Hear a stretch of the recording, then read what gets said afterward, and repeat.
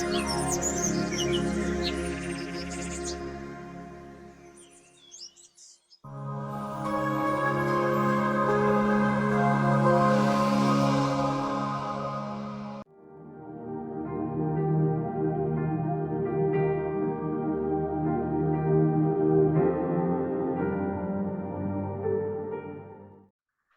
The Lord. Aroma T വിയിലെ എല്ലാ മാന്യ ശ്രോതാക്കൾക്കും വേഗം വരുന്ന കർത്താവായ യേശു ക്രിസ്തുവിന്റെ തിരുനാമത്തിലെ വന്ദനത്തെയും സ്വാഗതത്തെയും അറിയിക്കുന്നു. അനുഗ്രഹീതമായ ജീവിതാനുഭവങ്ങളും വ്യത്യസ്ത തലങ്ങളിൽ ദൈവം നടത്തിയതായ വഴികളെക്കുറിച്ചും ഓരോ അനുഗ്രഹിക്കപ്പെട്ട സാക്ഷ്യവുമായി നിങ്ങളോടൊപ്പം ഓരോ സമയങ്ങളിലും കടന്നു വരുവാൻ ദൈവമായ കർത്താവ് ഞങ്ങളെ സഹായിച്ചുകൊണ്ടിരിക്കുന്നു. ഈ സാക്ഷ്യമൊക്കെ നിങ്ങൾക്ക് അനുഗ്രഹമായി തീർന്നുകൊണ്ടിരിക്കുന്നു എന്നുള്ള വിവരം ഞങ്ങളെ അറിയിക്കുന്നതിൽ വളരെ സന്തോഷമുണ്ട്. കർത്താവ് നിങ്ങളെല്ലാവരും അനുഗ്രഹിക്കുമാറാകട്ടെ. ഇന്ന് വീണ്ടും ഒരു പ്രാവശ്യം കൂടി നിങ്ങളോടൊപ്പം ദൈവം നടത്തിയ വഴികളെക്കുറിച്ചുള്ളതായ സാക്ഷ്യം പങ്കുവയ്ക്കുന്നതിന് കർത്താവിന്റെ ദാസി സിസ്റ്റർ ദീപ രാജു നമ്മോടൊപ്പം ജോയിൻ ചെയ്തിട്ടുണ്ട്. കർത്താവിന്റെ ദാസിയുടെ ജീവിതാനുഭവങ്ങൾ നമ്മോട് പങ്കുവയ്ക്കുമ്പോൾ നമുക്ക് ശ്രദ്ധയോടെ പ്രാർത്ഥനയോടെ കേൾക്കാം. കർത്താവ് നമ്മെല്ലാവരും അനുഗ്രഹിക്കട്ടെ. നമ്മുടെ ജീവിതത്തിലെ വിശ്വാസം ഉറയ്ക്കുന്നതിന് ദൈവനാമം നമ്മളോട് മഹിമപ്പെടുന്നതിന് മുഖാന്തരമായി തീരും. ആകയാൽ കർത്താവിന്റെ ദാസിയെ നമുക്ക് സ്വാഗതം ചെയ്യാം. കർത്താവിന്റെ ദാസി സിസ്റ്റർ ദീപ രാജുവിനെ തികഞ്ഞ സ്നേഹത്തോടും ആദരവോടും കൂടി അരോമ ടി വിയിലെ പ്രേക്ഷകരോടൊപ്പം സമയം ചെലവഴിക്കുന്നതിന് ഞങ്ങൾ സ്വാഗതം ചെയ്തുകൊള്ളും. പ്രൈസ് ലോർഡ് സിസ്റ്ററെ. Praise lord. Praise lord. Praise lord. എന്തൊക്കെയുണ്ട് വിശേഷങ്ങൾ? സന്തോഷമായിട്ടിരിക്കുന്നു ദാസനെ, കൃപയാൽ സന്തോഷമായിരിക്കുന്നു. ഓക്കെ, സിസ്റ്ററെ പരിചയപ്പെടുന്നത് ഞങ്ങൾക്ക് വളരെ സന്തോഷമുണ്ട്. വീട്ടിലാരൊക്കെയുണ്ട്? എന്റെ വീട്ടില് ഹസ്ബൻഡ് ഉണ്ട്, രാജു എന്നാണ് പേര്. കർത്താവിന്റെ വേലയിലായിരിക്കുന്നു. മക്കള് 3 പേരാണ്. മൂത്ത മോൻ ബിടെക് മെക്കാനിക്കൽ എഞ്ചിനീയറിംഗിന് 3-ാം വർഷം പഠിക്കുന്നു. രണ്ടാമത്തെ മോള് 1-ാം വർഷം നേഴ്സിംഗിന് പഠിക്കുന്നു. ഇളയ മോൻ 10-ാം ക്ലാസ്സിൽ പഠിക്കുന്നു. ഓക്കെ, കുടുംബാംഗങ്ങളെ കുറിച്ച് പരിചയപ്പെടുത്തൽ വളരെ സന്തോഷമുണ്ട്. കർത്താവിന്റെ വേലയിലായിരിക്കുന്നു എന്ന് അറിഞ്ഞതിൽ ഒത്തിരി സന്തോഷമുണ്ട്. ദൈവമായി കർത്താവ് നിങ്ങളെ അനുഗ്രഹിക്കട്ടെ. ആകട്ടെ, മുന്നോട്ട് പോകുന്നതിന് മുൻപേ കർത്താവിന്റെ ദാസിയുടെ മാതാപിതാക്കന്മാരെ കുറിച്ചും സഹോദരങ്ങളെ കുറിച്ചും ബാല്യകാലത്തിലെ നല്ല ഓർമ്മകൾ ഉണ്ടെങ്കിൽ ചില ഓർമ്മകളൊക്കെ ഒന്ന് പങ്കുവയ്ക്കാം. ഓക്കെ, എന്റെ വീട്, എന്റെ സ്വന്തം ദേശം എറണാകുളം ജില്ലയിൽ ഇലഞ്ഞിയിലാണ്. ഞാൻ വീട്ടിലെ എന്റെ ഫാദർ മരിച്ചുപോയിട്ട് 6 വർഷമായി. അമ്മയുണ്ട്. ഒരു സഹോദരനും മാരേജിലാണ്, മക്കളുണ്ട്. അവര് റോമൻ കത്തോലിക്കൽ ഫാമിലിയിലാണ്. അവരോടെ സന്തോഷമായിട്ട് കഴിയുന്നു. ഞാൻ ജനിച്ചു വളർന്നത് ഒക്കെ ഒരു റോമൻ കത്തോലിക്കൽ ഭവനത്തിലാണ്. ചെറുപ്രായം മുതലേ അങ്ങനെ ഒരു അനുഭവത്തിലൂടെയാണ് കടന്നു വന്നത്. അപ്പോൾ ബാല്യകാലം എന്ന് പറഞ്ഞാൽ നല്ല വലിയ വേദനകളോ പ്രത്യേക പ്രശ്നങ്ങളോ ഒന്നും ഇല്ലായിരുന്നു. സാധാരണ ഒരു ഇടത്തരം കുടുംബമായിരുന്നു. എൻ്റെ അച്ഛനും അമ്മയും ജോലിക്ക് പോകുന്നതാണ്. നല്ലൊരു കഠിനാധ്വാനികളായിരുന്നു. ജീവിതത്തിൽ ഒത്തിരി അധ്വാനത്തിലൂടെ ഞങ്ങളെ വളർത്തി, എന്നെ എൻ്റെ സഹോദരനെ വളർത്തി. അപ്പൊ എനിക്ക് നല്ലൊരു ഓർമ്മയാണ് എൻ്റെ ബാല്യകാലം. എൻ്റെ ആ പ്രായം എന്ന് പറയുന്നത്, കാരണം ഞാൻ നന്നായിട്ട് പഠിക്കുമായിരുന്നു. സാധാരണ ഒരു കുടുംബമായിരുന്നു. അപ്പം ജോലിക്ക് എൻ്റെ അമ്മ ജോലിക്ക് പോകും, കൊയ്യാനും മെതിക്കാനും അങ്ങനെയൊക്കെയുള്ള ആ ഒരു ടൈമില് ഞങ്ങളും അച്ഛൻ്റെ അമ്മയുടെ ഒക്കെ കൂടെ പോവുകയും സ്കൂളിൽ മുതല് പഠിക്കുമ്പോഴേ അവരുടെ കൂടെ ജോലി, കണ്ടത്തില് കൃഷി ഉണ്ടായിരുന്നു.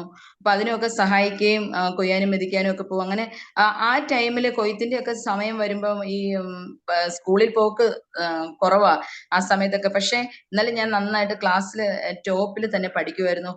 ഹൈസ്കൂൾ തലത്തിലേക്കൊക്കെ വന്നപ്പോ നന്നായിട്ട് തന്നെ പഠിക്കുമായിരുന്നു. SLC ഹൈ ഫസ്റ്റ് ക്ലാസ് മേടിച്ചാണ് പാസ്സായത്. പിന്നെ 4-ലും 7-ാം ക്ലാസ്സിലും ഒക്കെ സ്കോളർഷിപ്പോട് കൂടി തന്നെയാണ് പഠിച്ചത്. അതിനിടയ്ക്ക് എനിക്ക് ഉന്നത മാർക്ക് മേടിച്ചതിന് ക്യാഷ് അവാർഡും പ്രൈസും അങ്ങനെയൊക്കെ ലഭിച്ചിട്ടുണ്ട്. അപ്പോൾ ഒരുവിധം വലിയ കുഴപ്പമില്ലാതെയാണ് എൻ്റെ ബാല്യകാലം നന്നായിട്ട് തന്നെ പോയി. എന്നെ അച്ഛനും അമ്മയൊക്കെ ആണെങ്കിൽ നന്നായിട്ട് കെയർ ചെയ്യുകയും പഠിക്കാൻ സഹായിക്കുകയും അവരുടെ ആവതോളം ഒക്കെ സഹായിച്ചിട്ടുണ്ട്. പ്രീ ഡിഗ്രി ഞാൻ ഉഴവൂർ സെന്റ് സ്റ്റീഫൻസ് കോളേജിലെ ഫസ്റ്റ് ഗ്രൂപ്പ് എടുത്താണ് പഠിച്ചത്. പ്രീ ഡിഗ്രിയുടെ പഠനശേഷം എനിക്ക് 2 വർഷം ITIയിൽ ഏറ്റുമാനൂർ പഠിച്ചു. തുടർന്ന് ഏറ്റുമാനൂർ തന്നെ 2 വർഷം ഡിപ്ലോമ കോഴ്സ് പഠിച്ചു. പിന്നെ പോളിടെക്നിക്കൽ 1 വർഷത്തെ ഒരു കോഴ്സ് പഠിച്ചു. അതോടൊപ്പം ഞാൻ എറണാകുളത്ത് ഹൈക്കോടതിയിലെ ഒരു സീനിയർ അഡ്വക്കേറ്റിന്റെ ഓഫീസിൽ കമ്പ്യൂട്ടർ സ്റ്റെനോ ആയിട്ട് വർക്ക് ചെയ്തുകൊണ്ടിരിക്കുമ്പോൾ തന്നെ ഞാൻ കറസ്പോണ്ടൻസ് BA സോഷ്യോളജി എഴുതിയെടുത്തു. ആ കൂടെ തന്നെ കലാഭവനിൽ പാട്ട് പഠിക്കുന്നുണ്ടായിരുന്നു. അപ്പം എൻ്റെ ക്ലാസിക്കൽ സോങ് പഠിക്കുന്നുണ്ടായിരുന്നു. അപ്പൊ ഒരു കുഴപ്പമില്ലാത്ത രീതിയിൽ എൻ്റെ യൗവനം എന്ന് പറഞ്ഞത് വലിയ പ്രശ്നങ്ങളൊന്നുമില്ല. ഫാമിലിയിൽ അത്രയും പ്രോബ്ലങ്ങളില്ല. ശാന്തമായ ഒരു അന്തരീക്ഷത്തിൽ അച്ഛൻ കള്ളു കുടിക്കുകയോ ഞങ്ങളുടെ വീട്ടിലോ അല്ലെ എൻ്റെ സ്വന്തത്തിലെ ബന്ധത്തിലെ ആരും ഒന്നും ഒരു മദ്യപാനമോ പ്രശ്നങ്ങളോ വഴക്കോ ബഹളോ ഒന്നും എൻ്റെ ഓർമ്മയിൽ പോലും ഇല്ല. ഞങ്ങളുടെ ഏരിയ എന്ന് പറഞ്ഞ സമാധാനപരമായ എന്ന് വെച്ച് കഴിഞ്ഞാൽ എല്ലാവരും അയൽക്കാരും ആ നാട്ടുകാരും ഒക്കെ നല്ല സ്നേഹത്തിലും സഹകരണത്തിലും ഒക്കെ കഴിഞ്ഞിരുന്ന ഒരു ഗ്രാമമാണ്. ഇലഞ്ഞി എന്ന് പറഞ്ഞ ഒരു ഗ്രാമപ്രദേശമാണ്. മലയോര ഗ്രാമം എന്ന് തന്നെ പറയാം, കർഷകരും ഒക്കെ ഉള്ള. അപ്പൊ അതിൻ്റെതായ എല്ലാ ഊഷ്മളതയും സ്നേഹവും ഒക്കെയുള്ള നാട്ടുകാരാണ്. ആ സ്നേഹത്തിലാണ് ഞാൻ കഴിഞ്ഞിരുന്നത്. അപ്പൊ ജോലിയോടനുബന്ധിച്ച് ഞാൻ എറണാകുളത്ത് ജോലി ചെയ്യുന്ന സമയത്തായിരുന്നു എന്റെ വിവാഹാലോചന വന്നത്. അപ്പൊ ഈ വിവാഹാലോചന വന്നപ്പോഴത്തേനും ഒന്ന് വന്ന് കണ്ടു. അതിനിടയ്ക്ക് എനിക്ക് കുറെ ആലോചനകൾ വന്നു. എന്റെ വീട്ടുകാർക്ക് അതിനോട് താല്പര്യമില്ലായിരുന്നു. വന്ന് കണ്ട് പിന്നെയും ഈ വിവാഹം 6 മാസത്തേക്ക് മാറ്റിവെച്ചു.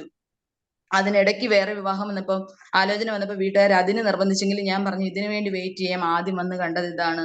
എന്തോ ഞാൻ പറഞ്ഞു ഇത് തന്നെയാണ് എന്ന് പറഞ്ഞു. പക്ഷെ അതിന് മുന്നേ ഒരു കാര്യം എനിക്ക് പറയാനുള്ളത്, 10ാം ക്ലാസ്സിലൊക്കെ പഠിക്കുമ്പോൾ ഞങ്ങൾ കത്തോലിക്കരാണ്. സ്വാഭാവികമായിട്ട് പള്ളിയായിട്ടുള്ള ബന്ധത്തിൽ നല്ലൊരു സൺഡേ സ്കൂള് പഠനങ്ങൾ അങ്ങനെയൊക്കെ. അപ്പൊ ആ ഒരു ടൈമിൽ ഞാൻ കോട്ടയിൽ ഒരാഴ്ച ഡിവൈൻ ധ്യാന കേന്ദ്രത്തിൽ ധ്യാനത്തിനായിട്ട് പോയി.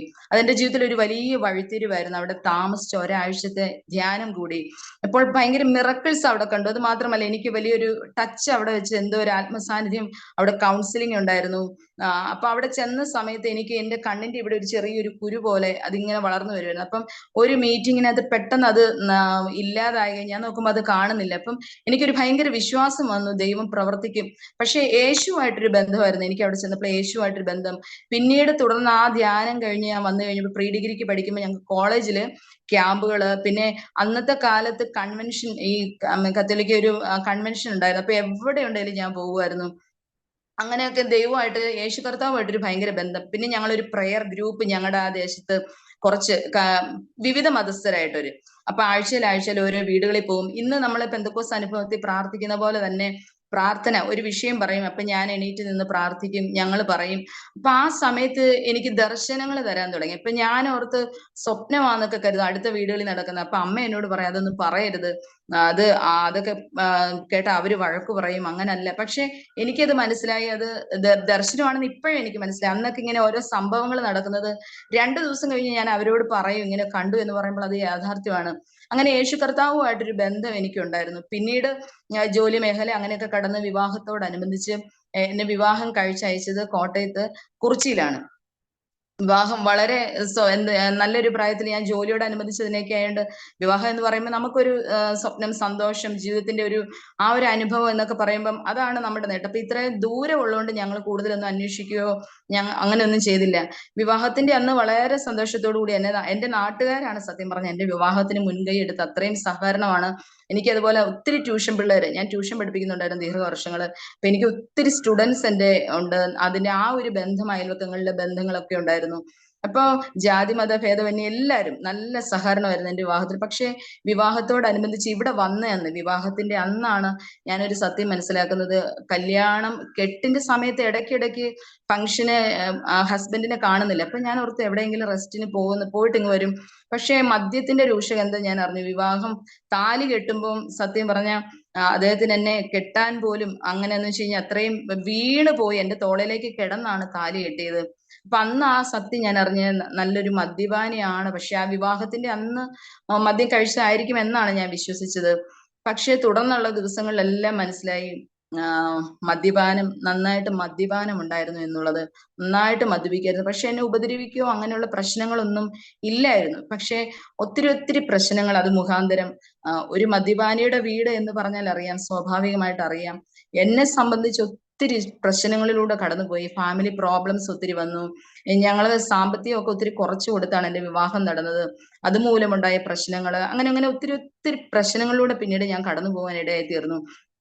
അപ്പോൾ എന്നെ സംബന്ധിച്ച് ഒരു മാനസിക നില എന്ന് പറഞ്ഞാൽ, നമ്മളെ ഒരന്തരീക്ഷം ഇന്നലെ വരെ സമാധാനത്തിൽ കഴിഞ്ഞിരുന്നത് പെട്ടെന്ന് ഈ തീക്കകത്തേക്ക് ഇടുന്ന പോലത്തെ ഒരു അനുഭവം. എനിക്കതിപ്പം മാനസികമായിട്ട് അതിനെ ഉൾക്കൊള്ളാൻ കഴിഞ്ഞിരുന്നില്ല. ഇപ്പൊ വീടിനുള്ളിൽ ഒത്തിരി പ്രശ്നങ്ങൾ നടക്കാൻ തുടങ്ങി. ഞങ്ങളുടെ വിവാഹം കഴിച്ച് മാസങ്ങൾ കഴിയുന്നതിന് മുന്നേ ഒത്തിരി പ്രശ്നങ്ങളിലൂടെ കടന്നുപോയി. ഒത്തിരി പ്രശ്നങ്ങൾ ഫാമിലിക്കുള്ളിൽ വരാൻ തുടങ്ങി. ഇപ്പം വിവാഹം കഴിച്ച് ഒരു 3 മാസം കഴിഞ്ഞപ്പോൾ ഞങ്ങൾക്ക് വീട്ടിൽ നിന്ന് ഇറങ്ങി മാറി നിൽക്കേണ്ടി വന്നു. ഞാനും ഹസ്ബൻഡും കൂടെ വേറൊരു വീട്ടിലേക്ക് പോയി കുറച്ച് നാള് 3 മാസം താമസിച്ചു.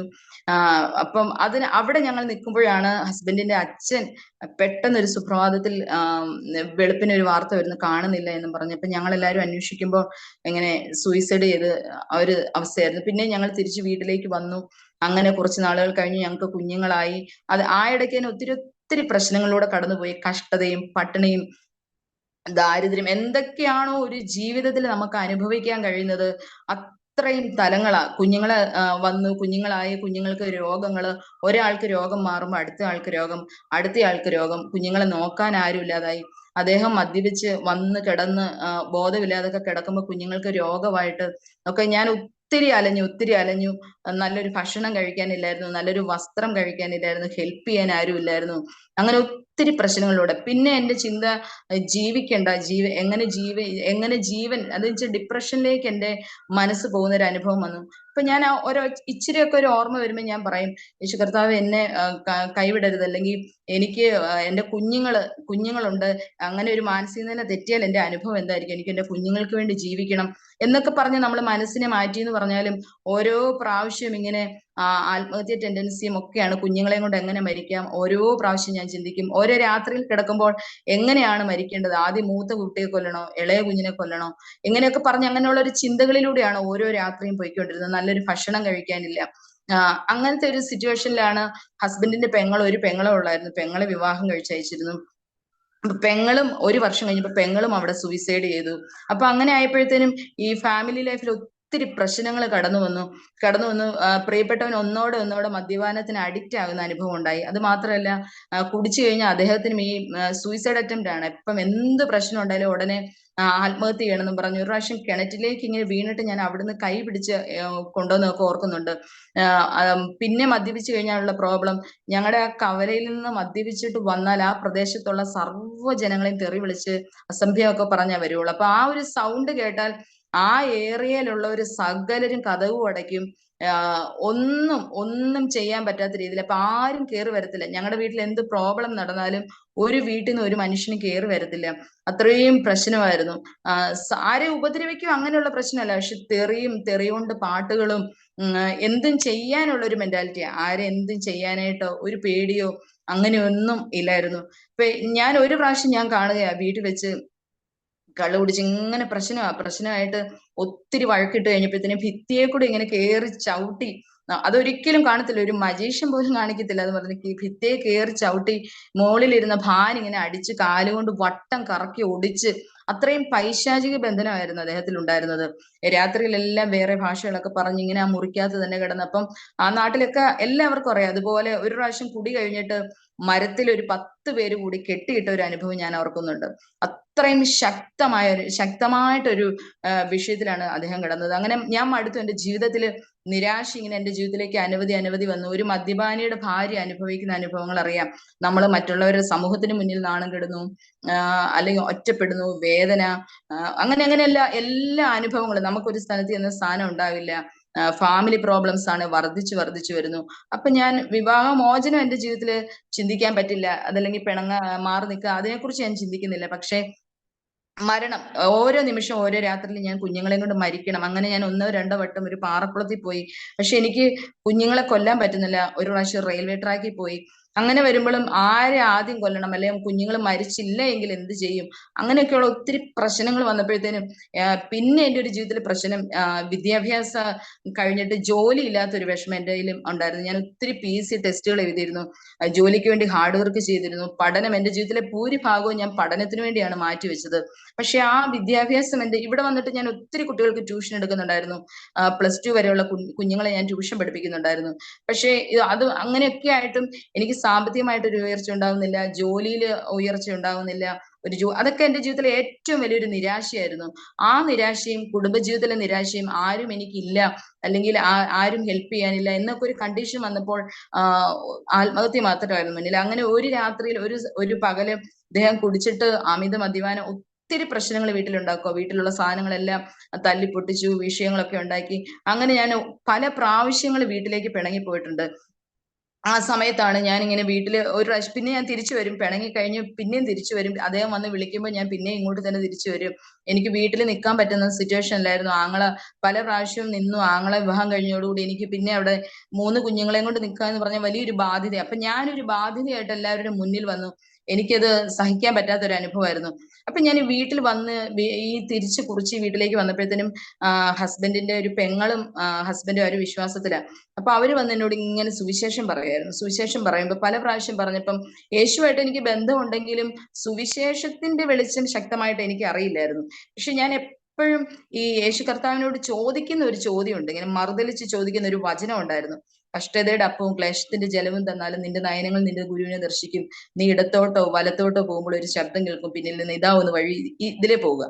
ഈ വചനം ഞാനിങ്ങനെ യേശു കർത്താവിനോട് ചോദിച്ചിട്ട് പറയും, കൊള്ളാം, ഇങ്ങനെയാ വർത്താനം പറയുന്നല്ലോ പറയും, കൊള്ളാം, കഷ്ടതയുടെ അപ്പവും ക്ലേശത്തിന്റെ ജലം ഇങ്ങ് തന്നിട്ട് പറയും ഇതാ വഴി, ഇതിലെന്താ അർത്ഥം ഇരിക്കുന്നത്? ഇതാണോ മനുഷ്യന് തരുന്നത്? ഈ കഷ്ടതയൊക്കെ തന്നിട്ട് പറയും ഇതിലേ പോകുമെന്ന് പറയും. അതെന്ത് കർത്താവാ, ഇതാണോ സ്നേഹം എന്നൊക്കെ ഞാൻ ഇങ്ങനെ മറുതലിച്ച് എപ്പോഴും ഈ വചനം എടുത്ത് ഞാൻ ഇങ്ങനെ എപ്പോഴും ഫൈറ്റ് ചെയ്യുമായിരുന്നു. ഇങ്ങനെ ദൈവത്തോട് ചോദ്യം ചോദിക്കുമായിരുന്നു, ഇങ്ങനെയാണോ കഷ്ടത എന്നുള്ള രീതിയിൽ.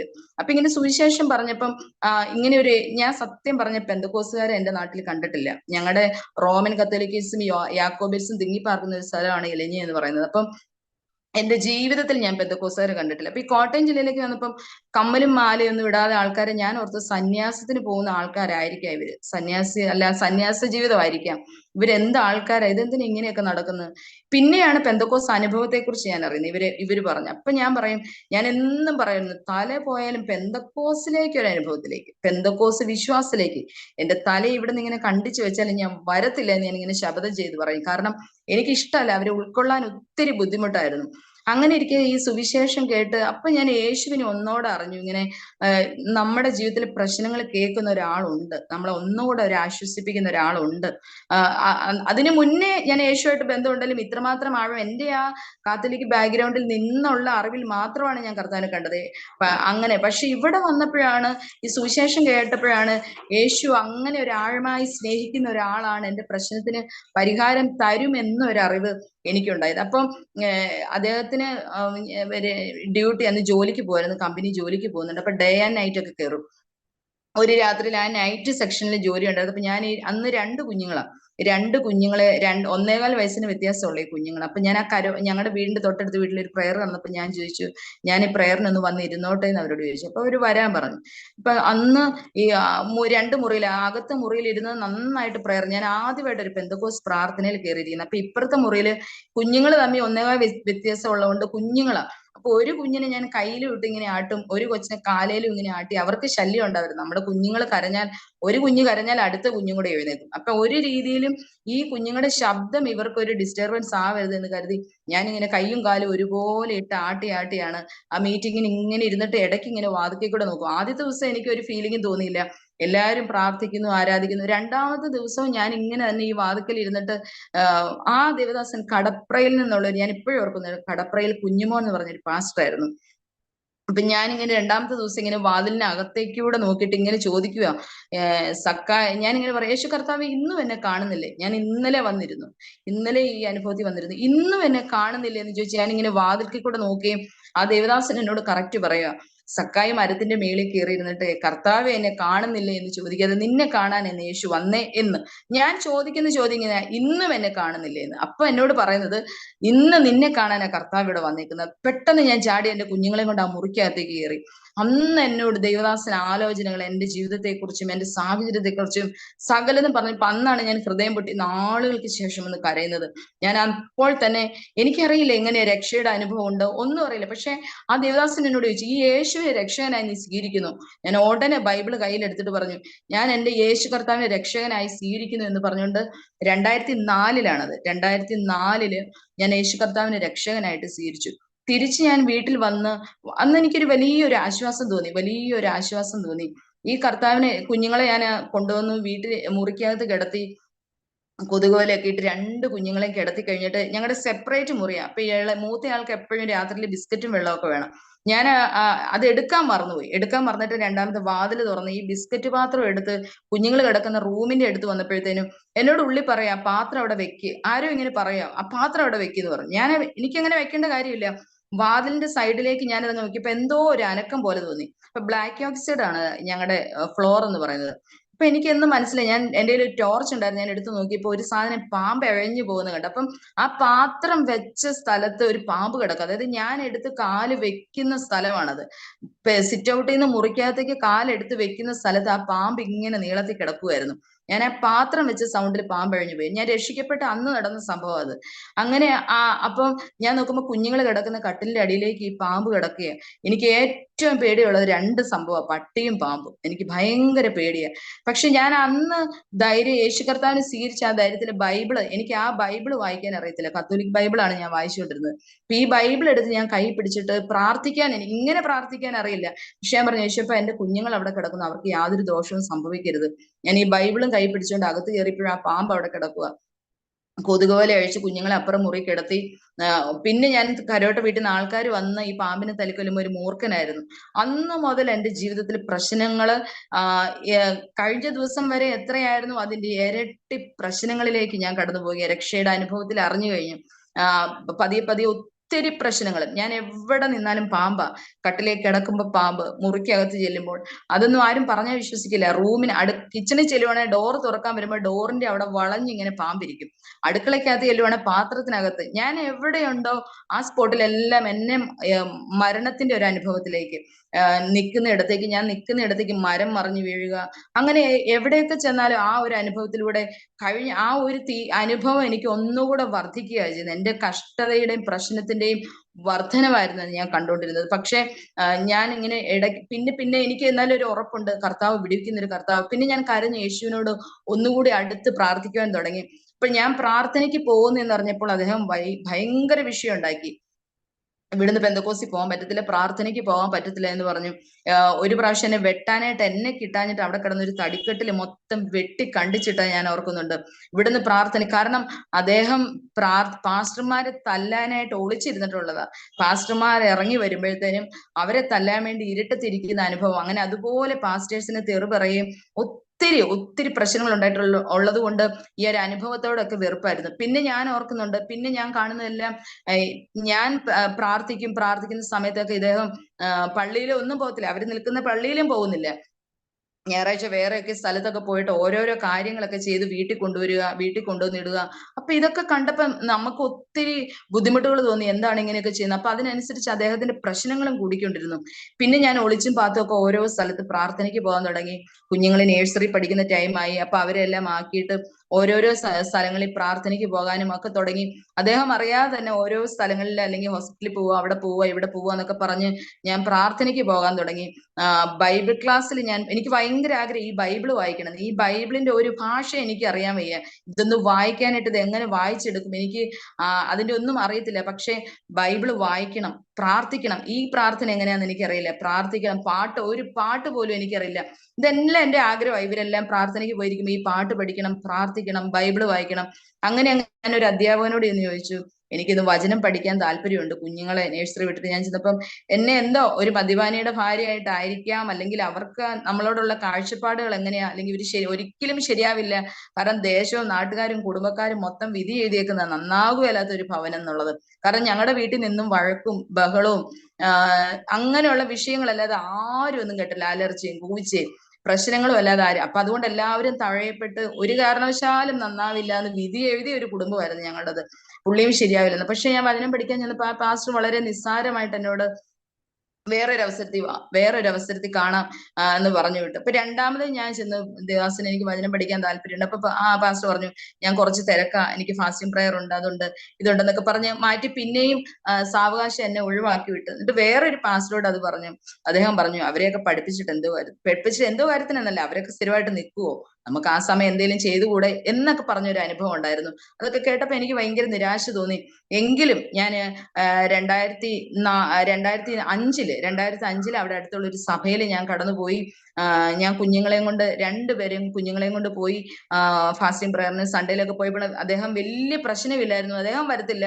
പക്ഷെ കുഞ്ഞുങ്ങളെയും കൊണ്ട് പോകുന്ന സമയത്ത് ഞാൻ ഈ 2 കുഞ്ഞുങ്ങളെയും കൊണ്ട്, വളരെ ദൂരമാണ്, ഈ 2 കുഞ്ഞുങ്ങളെയും കൊണ്ട് പോയി ആരാധനയിൽ പങ്കെടുക്കുകയും പിന്നെ അവരുടെ കൺവെൻഷന് പോവുകയും അങ്ങനെ പതിയെ ഞാൻ ആരാധനയ്ക്ക് പോകാൻ തുടങ്ങി, പ്രാർത്ഥനയ്ക്ക് പോകാൻ തുടങ്ങി.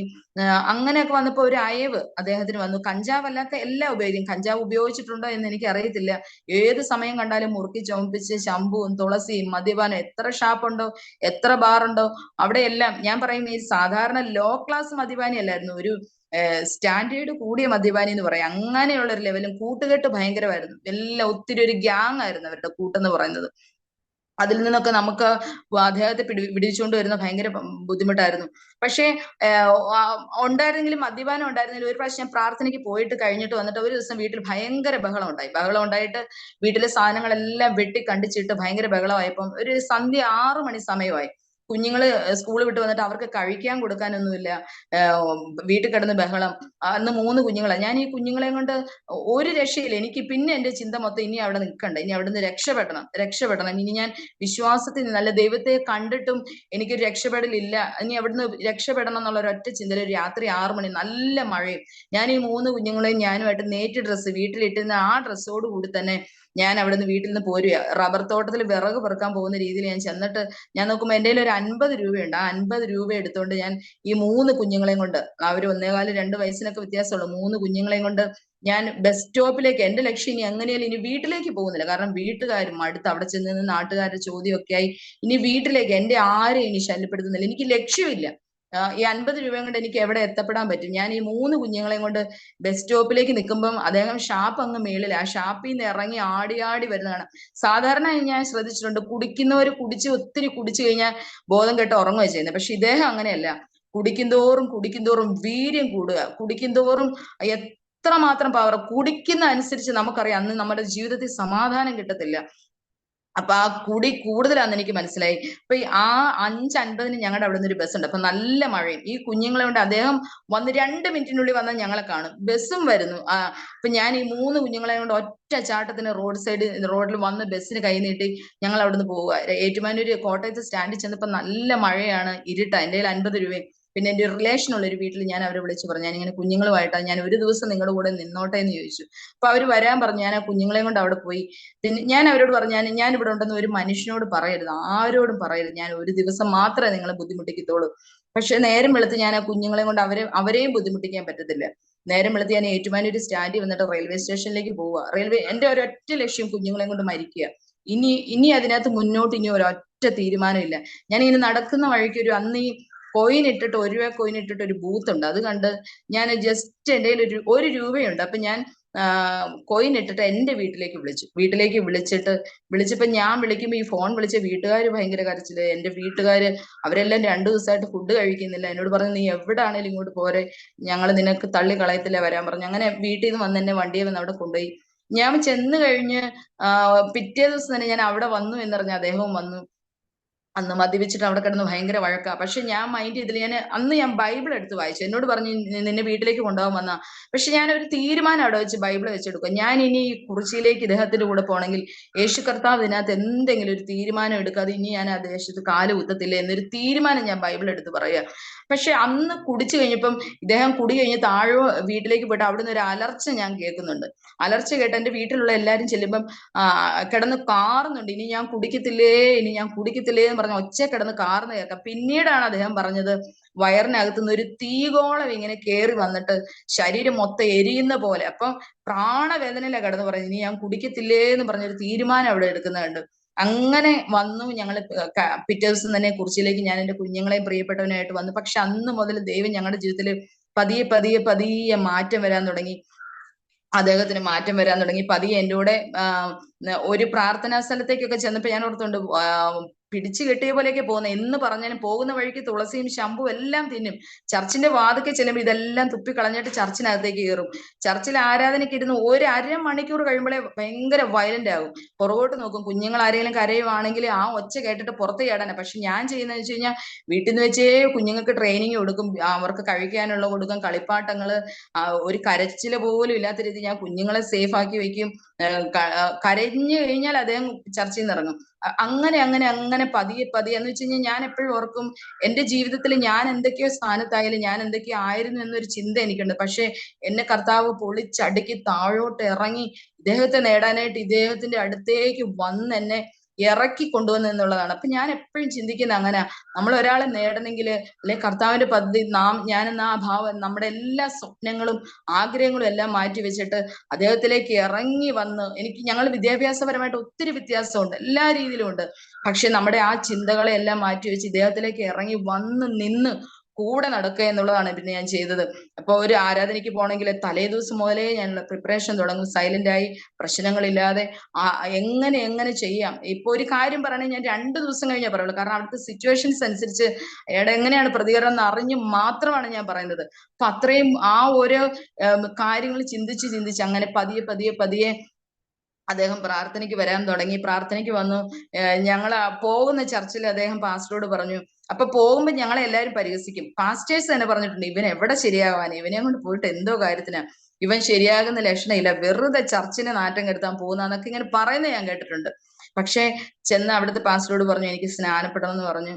അപ്പൊ സ്നാനപ്പെടണം എന്ന് പറഞ്ഞപ്പോൾ ആ പാസ്റ്റർ പറഞ്ഞു എന്ന് ആലോചിക്കട്ടെ, ആലോചിച്ചിട്ട് ചെയ്യാമെന്ന് പറഞ്ഞു. പക്ഷെ അവിടെ ചെയ്തില്ല. പിന്നെ ഞങ്ങളുടെ തൊട്ടടുത്ത് തന്നെ കല്ലുമല എന്ന് പറഞ്ഞ ചർച്ചുണ്ട്, ചർച്ച കൊണ്ട് അവിടെ ഞങ്ങൾ ചെന്ന് ചേർന്നു. അവിടെ വെച്ച് ഞങ്ങളുടെ സ്നാനം 2011 ഞങ്ങൾ രണ്ടുപേരും ഒരുമിച്ച് സ്നാനപ്പെട്ടു. അതൊക്കെ ജീവിതത്തിലെ ഏറ്റവും മറക്കാൻ പറ്റാത്ത അനുഭവമാണ്.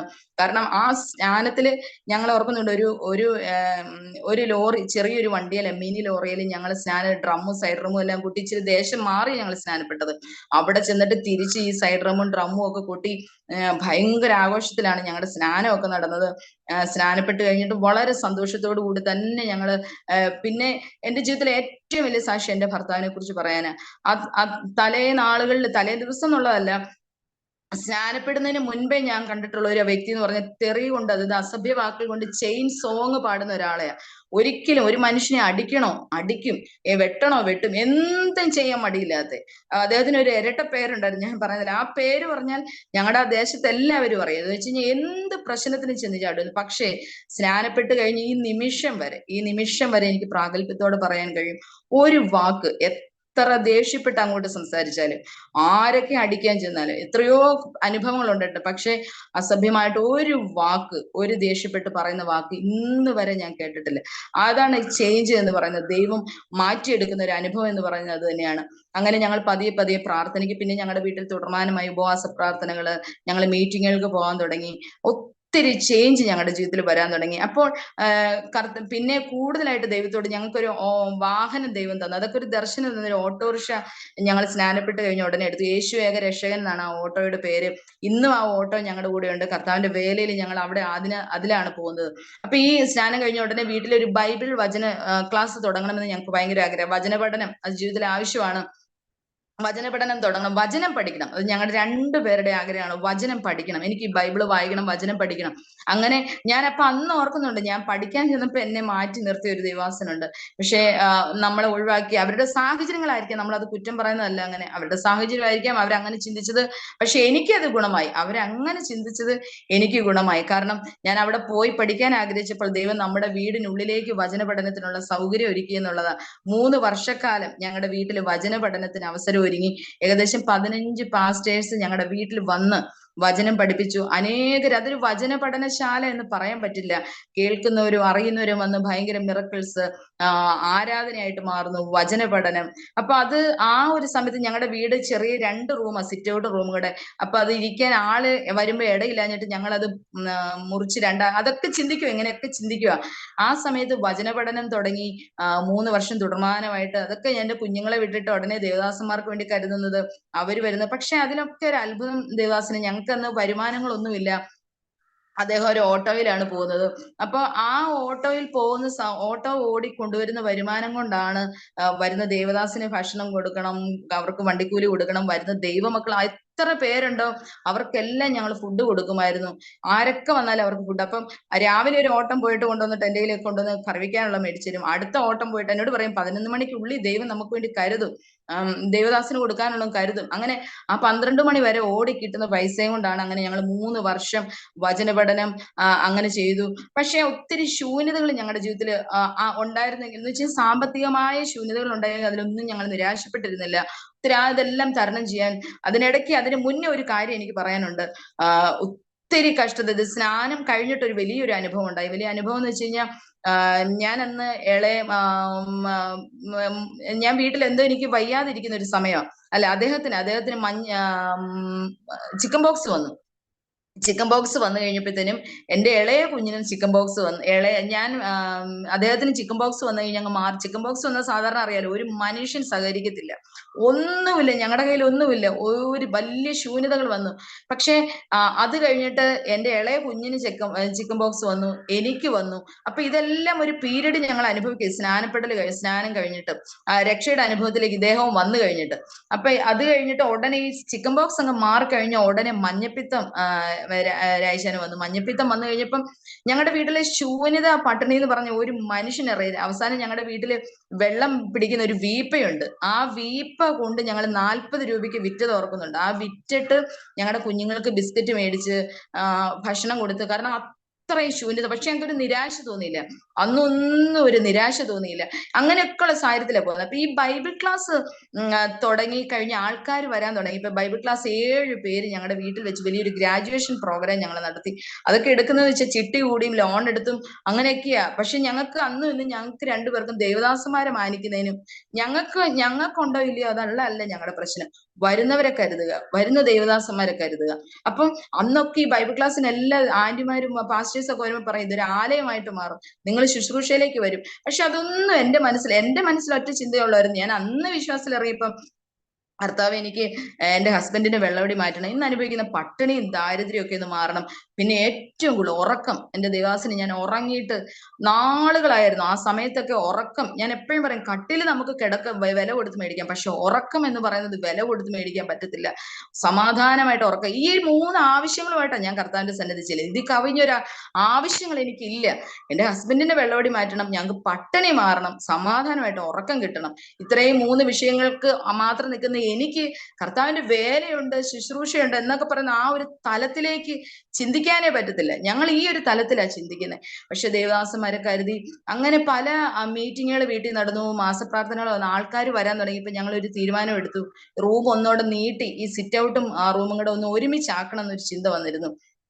അപ്പൊ ഞാനിങ്ങനെ എപ്പോഴും ഭിത്തിയിൽ ഇങ്ങനെ തല വെച്ച് പ്രാർത്ഥിക്കും, യേശുപ്പാ ഇവിടെ ഒന്ന് നീട്ടി, ഇതൊന്ന് നീട്ടി ആൾക്കാർക്ക് വരാവുന്ന രീതിയിൽ എല്ലാവർക്കും കൂടെ ഒന്ന് ഒരുമിച്ചിരിക്കുന്ന രീതിയിൽ ആക്കണം. അതൊന്നും സാധ്യതകളില്ല, ഞങ്ങളുടെ കൈവശം വെച്ച് നോക്കി ഞങ്ങൾക്ക് ഒരു സാധ്യതകളില്ല. പക്ഷെ വിശ്വാസത്താൽ ഇങ്ങനെ ഈ ഭിത്തിയിൽ ഇങ്ങനെ തല വെച്ചും കൈവച്ചൊക്കെ ഞാൻ പ്രാർത്ഥിക്കും, യേശുപ്പാ ഇതൊരു ഹാളാക്കി മാറ്റണേ, ഹാളാക്കി. അത് ഞങ്ങളുടെ ഒരു സ്വപ്നമാണ്.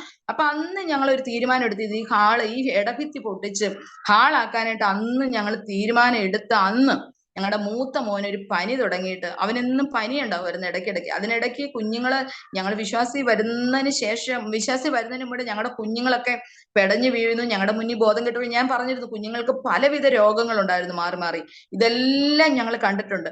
പക്ഷേ അന്ന് മൂത്ത കുഞ്ഞിന് ഞങ്ങൾ ഈ ഭിത്തി പൊട്ടിച്ച് മാറ്റുന്ന അന്ന് ഇവനൊരു പനി വന്നിട്ട് ഞങ്ങൾ പെട്ടെന്ന് ഇവനെ എടുത്തുകൊണ്ട് ഹോസ്പിറ്റലിൽ ചെന്നു. അന്ന് ശനിയാഴ്ച ഹോസ്പിറ്റലിൽ ചെന്ന് പിറ്റേ സൺഡേയിൽ ഞങ്ങൾ ഒരിക്കലും ആരാധന മുടങ്ങിയിട്ടില്ല. വിശ്വാസത്തിൽ വന്നിട്ട് ഒരൊറ്റ പ്രാവശ്യം മരണത്തിന്, അതായത് ഞങ്ങളെ സുവിശേഷം പറഞ്ഞുറപ്പിച്ച രാഴ്ചാല് പെങ്ങളുടെ ഹസ്ബൻഡ് മരിച്ചതെന്ന് മാത്രമാണ് ഞങ്ങൾ ആരാധന മുടങ്ങിയിട്ടുള്ളത്. ഒരിക്കലും ആരാധന മുടങ്ങില്ല. പിറ്റേന്ന് സൺഡേയാ. അപ്പൊ ഇവനെ കൊണ്ട് ഹോസ്പിറ്റലിൽ ചെന്ന് 106 ഡിഗ്രി പനിയിൽ നിന്ന് 1 ഇഞ്ച് കുഞ്ഞിന് കുറയുന്നില്ല. അവർ ചെയ്യാവുന്ന ട്രീറ്റ്മെന്റ് എല്ലാം ചെയ്തു. അവസാനം അവർ പറഞ്ഞു ESIയിലേക്ക് പോകും, കുഞ്ഞിനെ കൊണ്ട് ESIയിലേക്ക് പൊക്കോളാൻ പറഞ്ഞു. ESI ചെന്ന് അപ്പൊ ഞാൻ പെട്ടെന്ന് ഇവനിങ്ങനെ വോമിറ്റിങ്ങും എല്ലാമായിട്ട് ഡിസെൻട്രി ഒക്കെ ആയിട്ട് കുഞ്ഞ് ആകെ തളർന്നു. പക്ഷെ ഞാൻ ഇവനെ ബൈബിൾ എടുത്ത് കൈ പിടിപ്പിച്ചിട്ട് ഞാൻ പറഞ്ഞു, മോനെ ഈ രോഗം നമ്മൾ നാളെ വലിയൊരു തീരുമാനത്തിലാ, ദൈവത്തിന് വേണ്ടി നമ്മൾ സമർപ്പിക്കപ്പെട്ട നീ ഈ ബൈബിൾ എടുത്തിട്ട് ഞാൻ പറഞ്ഞു, അവൻ കൊച്ചാ, ഞാൻ പറഞ്ഞു നീ ഇന്ന് പ്രാർത്ഥിക്കുക, യേശുപ്പ ഞാൻ കർത്താവിന് വേണ്ടി സമർപ്പിക്കുക, എന്റെ ഈ രോഗം എന്റെ ക്ഷീണത്തിനോ പ്രശ്നത്തിനോ അല്ല, ഞാൻ ദൈവത്തിന് വേണ്ടി ഞാൻ പറഞ്ഞു കൊടുത്തത് എന്റെ കുഞ്ഞ് ചെല്ലിയത്. അവിടെ ചെന്നിട്ട് ഞങ്ങൾ മെഡിക്കൽ കോളേജ് ESIയിലേക്ക് എമർജൻസി കൊണ്ടുപോയല്ലോ കുഞ്ഞിനെ കൊണ്ടുചെന്ന് എനിക്ക് പക്ഷെ ഭയങ്കര ഒരു ധൈര്യമാണ്. കർത്താവ് ഇതിനകത്ത് വിടുതൽ തന്നു. അപ്പൊ എന്റെ വീട്ടിൽ നിന്ന് ആൾക്കാർ വരുന്നു, കുഞ്ഞിനെ അത്രയും സീരിയസ് ആ. എന്റെ വീട്ടിൽ നിന്ന് അമ്മയൊക്കെ വന്നപ്പോ ESI ചെന്നപ്പോ അവര് ചെയ്ത ആകെപ്പാടെ ഒരു അരമുറി പാരസിറ്റാമോൾ കൊടുത്തു. അപ്പൊ ഇവരെല്ലാരും പ്രതീക്ഷയോടെ ഇരിക്കുമ്പോൾ ഞാൻ നോക്കുമ്പോ ഇവന് ഓടി നടക്കുകയാ. എന്റെ വീട്ടുകാർ വന്നപ്പോ ഞങ്ങൾ ഉടനെ തന്നെ കുഞ്ഞിനെ, പിറ്റേ സൺഡേയാ, ഞങ്ങൾക്ക് അന്ന് ഡിസ്ചാർജ് ആയില്ലേ പോരാൻ പറ്റില്ല. ശനിയാഴ്ച തന്നെ ഞങ്ങൾ ഡിസ്ചാർജ് സർട്ടിഫിക്കറ്റ് മേടിച്ച് പോരുന്ന വഴിക്ക് വീട് പണിക്കുള്ള സർവ്വ സാധനങ്ങളും പോരുന്ന വഴിക്ക് തന്നെ ഞങ്ങൾ ഓട്ടോയിൽ മേടിച്ച് അന്ന് രാത്രി തന്നെ ഭിത്തി പൊട്ടിച്ച് അതിന്റെ പണി ആരംഭിച്ചു എന്നുള്ളതാ. പക്ഷെ പിന്നീട് ആ ദേവദാസനെ അറിയുന്നത് അവിടെ ഒരു ആരാധന വെളിപ്പെടണമായിരുന്നു, അതിനുള്ള തടസ്സങ്ങളായിരുന്നു, അതെല്ലാം ഞങ്ങളോടുള്ള വാഗ്ദത്വമാണ്. പക്ഷെ കർത്താവ് ഞങ്ങളെ നടത്തുന്നത് പെട്ടെന്നല്ല ഞങ്ങളുടെ ജീവിതത്തിൽ ചെയ്തത്, ഘട്ടം ഘട്ടമായി ഞങ്ങളുടെ ജീവിതത്തിൽ ഞങ്ങളെ വെയിറ്റ് ചെയ്ത് കർത്താവ് ഘട്ടം ഘട്ടമായി അതിനിടയ്ക്ക് തന്നെ ഞങ്ങളെ ഓരോ കാര്യങ്ങൾ കർത്താവ് പഠിപ്പിച്ചു. ഞാൻ കൗൺസിലിങ്ങിന്റെ ഒരു കോഴ്സ് പഠിക്കാൻ പോയി. ഞങ്ങളുടെ വീട്ടിലെ 3 വർഷത്തെ ആ ഡിപ്ലോമ CTH കഴിഞ്ഞിട്ട് DTHന്റെ ക്ലാസ് കഴിഞ്ഞു. അതിനോടൊപ്പം കൗൺസിലിംഗ് പഠിച്ചു. അപ്പൊ 2017 ഞാൻ IEM-ല് മാവേലിക്കര IEM-ല് ലീഡേഴ്സ് ട്രെയിനിങ് കോഴ്സ് പഠിച്ചു. ഇപ്പൊ ഈ ഒരു സൈഡില് ബൈബിൾ ക്ലാസ്സുകൾ, പഠനങ്ങൾ എല്ലാം ഞങ്ങൾ നടത്തുന്നുണ്ട്.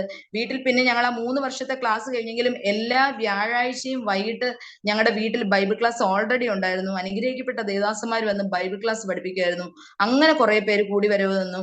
അങ്ങനെ ക്ലാസ് വചന പഠനത്തിന് ഞങ്ങൾ വളരെ പ്രാധാന്യം കൊടുത്തു. അപ്പം ആഴ്ച പ്രാർത്ഥന വന്നു, മാസപ്രാർത്ഥന ഉണ്ടായിരുന്നു. അത് ഞങ്ങൾ എല്ലാ വ്യാഴാഴ്ചത്തേക്ക് മീറ്റിംഗ് മാറ്റി. അങ്ങനെ വന്നപ്പോൾ വീട്ടിൽ ഇരിക്കാൻ ഇടയില്ലാത്ത രീതിയിൽ ആൾക്കാർ വരാൻ തുടങ്ങി.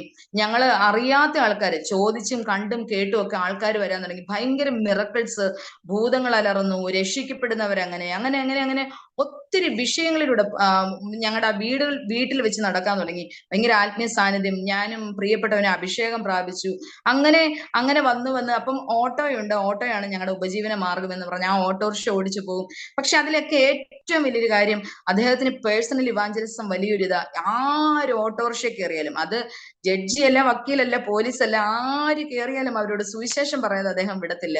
അതുകൊണ്ട് പക്ഷെ അവിടെയുള്ള എല്ലാവരും, എനിക്ക് ഇപ്പോഴും നല്ല പ്രാഗൽഭ്യത്തോടെ പറയാം, രാജാൻ എവിടെ ചെന്നാലും ഒരു വിലയുണ്ട്. എല്ലാവരും പറയും ദൈവം ഉണ്ടെന്ന് പറയണ്ട, രാജുവിനെ കണ്ടാൽ മതി എന്ന്. പക്ഷെ ചെറുപ്പക്കാരെ ഞാൻ ഓർക്കും, രാജാൻ എന്റെ ഓട്ടോയിൽ കയറി ആരും സിഗരറ്റ് വലിക്കുന്നത് ഞാൻ കണ്ടിട്ടില്ല, മദ്യപിച്ച് ആരും ആ വണ്ടിയിൽ കയറുന്നില്ല. കാരണം ഞങ്ങള് ആ ഓട്ടോയുടെ പുറകിൽ ഒരു വചനം എഴുതിയിട്ടുണ്ട്. ഒരു വചനം എങ്ങനെയാ, മദ്യപന്മാരെ കുറിച്ച് ഒരു വചനം അതിന്റെ പുറകിൽ എഴുതിയിട്ടുണ്ട്. അതോടൊപ്പം തന്നെ ഞങ്ങളുടെ അതിനകത്ത് ഏറ്റവും വലിയ സാക്ഷ്യം പറയാം, വണ്ടിക്ക് ഒരു ഡിക്കി പോലെ ഞങ്ങളുടെ പുറകിലത്തെ ഡോറ്, ആ ഡോറ് ഞങ്ങൾ സുവിശേഷ വേലയ്ക്ക് അന്ന് മുതൽ ഞങ്ങൾ പരസ്യയോഗത്തിന് മറ്റു മീറ്റിങ്ങുകൾ, ഈ കുഞ്ഞുങ്ങളെ 3 പേരെ ഞങ്ങൾ ആ ഡിക്കിക്കകത്ത് തലേണയും പായിട്ട്, അവർ കുഞ്ഞുങ്ങളാ, അത് 3 പേരെ, അപ്പൊ അവരുടെ സേഫിന് വേണ്ടിയാണ് ഞങ്ങൾ ഈ വാനിന്റെ പുറകിലത്തെ പോലത്തെ ഡിക്കി ആക്കിയേക്കുന്നത്. പിള്ളേരെ 3 പേരെയും തലേണയും പായും ഇട്ട് പിള്ളേരെ അവിടെ കിടത്തും. അങ്ങനെയാണ് ഞങ്ങൾ മീറ്റിങ്ങുകൾക്ക്, പല മീറ്റിങ്ങുകൾക്ക്, എവിടെയൊക്കെ മീറ്റിങ്ങുകളുണ്ടോ, എവിടെയൊക്കെ യോഗങ്ങളുണ്ട്, ഞങ്ങൾ ഈ കുഞ്ഞുങ്ങളെ കൊണ്ട് സഞ്ചരിച്ച് ആ ഓട്ടോയിലാണ് ഞങ്ങൾ സഞ്ചരിച്ചു പോകുന്നത്. അപ്പോൾ അങ്ങനെ സഞ്ചരിച്ച ആ സമയത്ത് ഈ ഓട്ടോ പല പ്രാവശ്യം, ഈ ഓട്ടോറിക്ഷ അദ്ദേഹം ഓടിക്കുമ്പോൾ ഞാൻ ആ ഓട്ടോറിക്ഷ പലപ്പോഴും എന്തുവാ, ഈ എമർജൻസി രോഗികളെ കൊണ്ടുവന്ന പോലെ കൊണ്ടുവന്നിട്ടുണ്ട്, പ്രസവം നടന്നിട്ടുണ്ട്, ആത്മഹത്യ ചെയ്യാൻ അദ്ദേഹം പോകുന്ന വഴിക്കെല്ലാം എന്തൊക്കെ നടക്കുവോ അതെല്ലാം ആ വണ്ടിയില് എത്രയോ പേര്, എന്റെ ഓർമ്മയിൽ ഒരു 2-3 പേര് ആത്മഹത്യ ചെയ്യാൻ പോയവര് നടു റോഡിൽ വെച്ച് പാതിരാത്രിക്ക് പിടിച്ച് സഹോദരിമാരെ പിടിച്ചുകൊണ്ട് വന്നിട്ട് അവര് പ്രാർത്ഥിപ്പിച്ച് അവരെ അവരുടെ വീട്ടിൽ കൊണ്ടെത്തിച്ച അനുഭവങ്ങള്, പ്രസവിക്കാനുള്ള ആളെ കൊണ്ടുപോയിട്ടുണ്ട്, ലൈറ്റ് ഇല്ലേലും ഒക്കെ അവരെ കൊണ്ട് എത്രയും പെട്ടെന്ന് അറ്റാക്ക് വന്നവരെ, അങ്ങനെ എന്തൊക്കെ പേഴ്സണലായിട്ട് കർത്താവിന് വേണ്ടി അതൊക്കെ കർത്താവ് ചെയ്യിച്ചതാ. അദ്ദേഹത്തിന് ചെയ്യാൻ പറ്റുമോ, അങ്ങനെ അതെല്ലാം ചെയ്യാൻ തുടങ്ങി. അപ്പൊ പിന്നെ ഞങ്ങൾക്കൊരു ദൈവാലോചന വന്നു, ആരാധന തുടങ്ങുമെന്ന്. പക്ഷെ ഞങ്ങൾക്ക് അതൊന്നും ഏറ്റെടുക്കാൻ പറ്റിയില്ല, എങ്ങനെ ചെയ്യും എന്നുള്ളത്. എന്നാൽ ഒരു സൺഡേയില് ഞങ്ങള് ഒരു ദേവദാസനുമായിട്ട് ചേർന്ന് ഒരു ദേവദാസൻ വന്ന് ഞങ്ങളുടെ വീട്ടിൽ വന്ന് പ്രാർത്ഥിച്ച് ആരാധന സ്റ്റാർട്ട് ചെയ്യാം. ഞങ്ങൾക്ക് ഒത്തിരി ചോദ്യങ്ങൾ അതിനകത്തുണ്ടായിരുന്നു. ഇവിടെ ആരാധന നടത്തിയാൽ ആൾക്കാർ വരുമോ, ഇങ്ങനത്തെ ഒരു സാഹചര്യം, ഞങ്ങൾ ഒരു 5 വീടിന്റെ നടുക്കാണ് ഞങ്ങളുടെ വീട് ഇരിക്കുന്നത്. അപ്പൊ ഒരു വീട്ടിൽ ആരാധന, പിന്നെ ഞങ്ങളുടെ സിറ്റുവേഷൻസ് അറിയാം, ഞങ്ങൾ ഇങ്ങനെ വന്നവരാന്നറിയാം, ഒരു ആരാധനയിലേക്ക് അത് കടന്നാൽ എങ്ങനെ ആൾക്കാർ അംഗീകരിക്കും, ഇവിടെ വരുമോ എന്നുള്ള ഒത്തിരി ചോദ്യങ്ങൾ ഞങ്ങളുടെ മധ്യത്തിലുണ്ടായിരുന്നു. എന്നാൽ ഒരു ദേവദാസനെ വെച്ച് ഞങ്ങൾ 1 വർഷം ആരാധന നടത്തി. അത് വെളുപ്പിന് 8 മണിക്ക് ആരാധന, അതൊക്കെ വീട് എല്ലാ കാര്യങ്ങളും ക്രമീകരിച്ച് ആ ദേവദാസന്മാർക്കുള്ള കരുതി അവർക്ക് കൊടുക്കാനുള്ള ഫുഡും ക്രമീകരിച്ച് രാവിലെ ഞങ്ങൾ ആരാധന, അതൊക്കെ ഒരു ഭയങ്കര സന്തോഷമായിരുന്നു. ആ ആരാധന അങ്ങനെ സ്റ്റാർട്ട് ചെയ്തു. 1 വർഷം ഞങ്ങൾ ദേവദാസനെ വെച്ച് ആരാധന സ്റ്റാർട്ട് ചെയ്തു. പിന്നെ ഞങ്ങൾക്കത് അവരതിൽ നിന്ന് മാറിയപ്പോൾ ഞങ്ങളോട് ദൈവം അത് ഏറ്റെടുക്കാൻ പറഞ്ഞു. അങ്ങനെ ഏറ്റെടുത്ത് വേറൊരു പാസ്റ്റ്, അപ്പൊ ഞങ്ങൾ ഓൾറെഡി ഞാനും രാജാനും വിവിധ സ്ഥലങ്ങളിൽ വചനം പഠിക്കാൻ പോയി. അപ്പൊ ഒരു ദേവദാസനും കൂടെ വെച്ച് ഞങ്ങൾ 2 വർഷം ആരാധന നടത്താനിടയായിത്തീർന്നു. അദ്ദേഹം രാജാൻ അസിസ്റ്റന്റ് ആയിട്ട് നിന്നുകൊണ്ട് തന്നെ വചനം പഠിക്കുകയും ശുശ്രൂഷിക്കുകയും ഒക്കെ ചെയ്തു. അപ്പൊ ആ സമയത്ത് ഞങ്ങൾ മാത്രം 1 വർഷം ഞങ്ങൾ മാത്രമായിരുന്നു ആരാധിച്ച്, ആരും വരുന്നില്ല. അപ്പൊ ഞങ്ങൾ പറഞ്ഞു ഇത് നിർത്താം, ആരും ഇങ്ങോട്ട് വരത്തില്ല, ആരെ ഇങ്ങോട്ട് വരുന്നത് എന്നൊക്കെ ഒരു ചിന്താഗതി ഞങ്ങൾക്കുണ്ടായിരുന്നു. പക്ഷേ അത് കഴിഞ്ഞിട്ട് ഞാൻ ഓർക്കും, ഒരു ദിവസം എന്നോട് രാത്രി ഒരു 12:30-1 മണിയായപ്പോ പറഞ്ഞു, പെട്ടെന്ന് വാ നമുക്കൊരു വീട്ടിലേക്ക് പോകണമെന്ന് പറഞ്ഞു. അത് ഹിന്ദുക്കളുടെ വീടാ. അപ്പൊ ഞാൻ പറഞ്ഞു, അത് ഈ സമയത്ത് ചെന്നാൽ അവരെങ്ങനെ ഉൾക്കൊള്ളും, നമുക്ക് ചെല്ലാൻ പറ്റുമോ എന്ന് ചോദിച്ചു.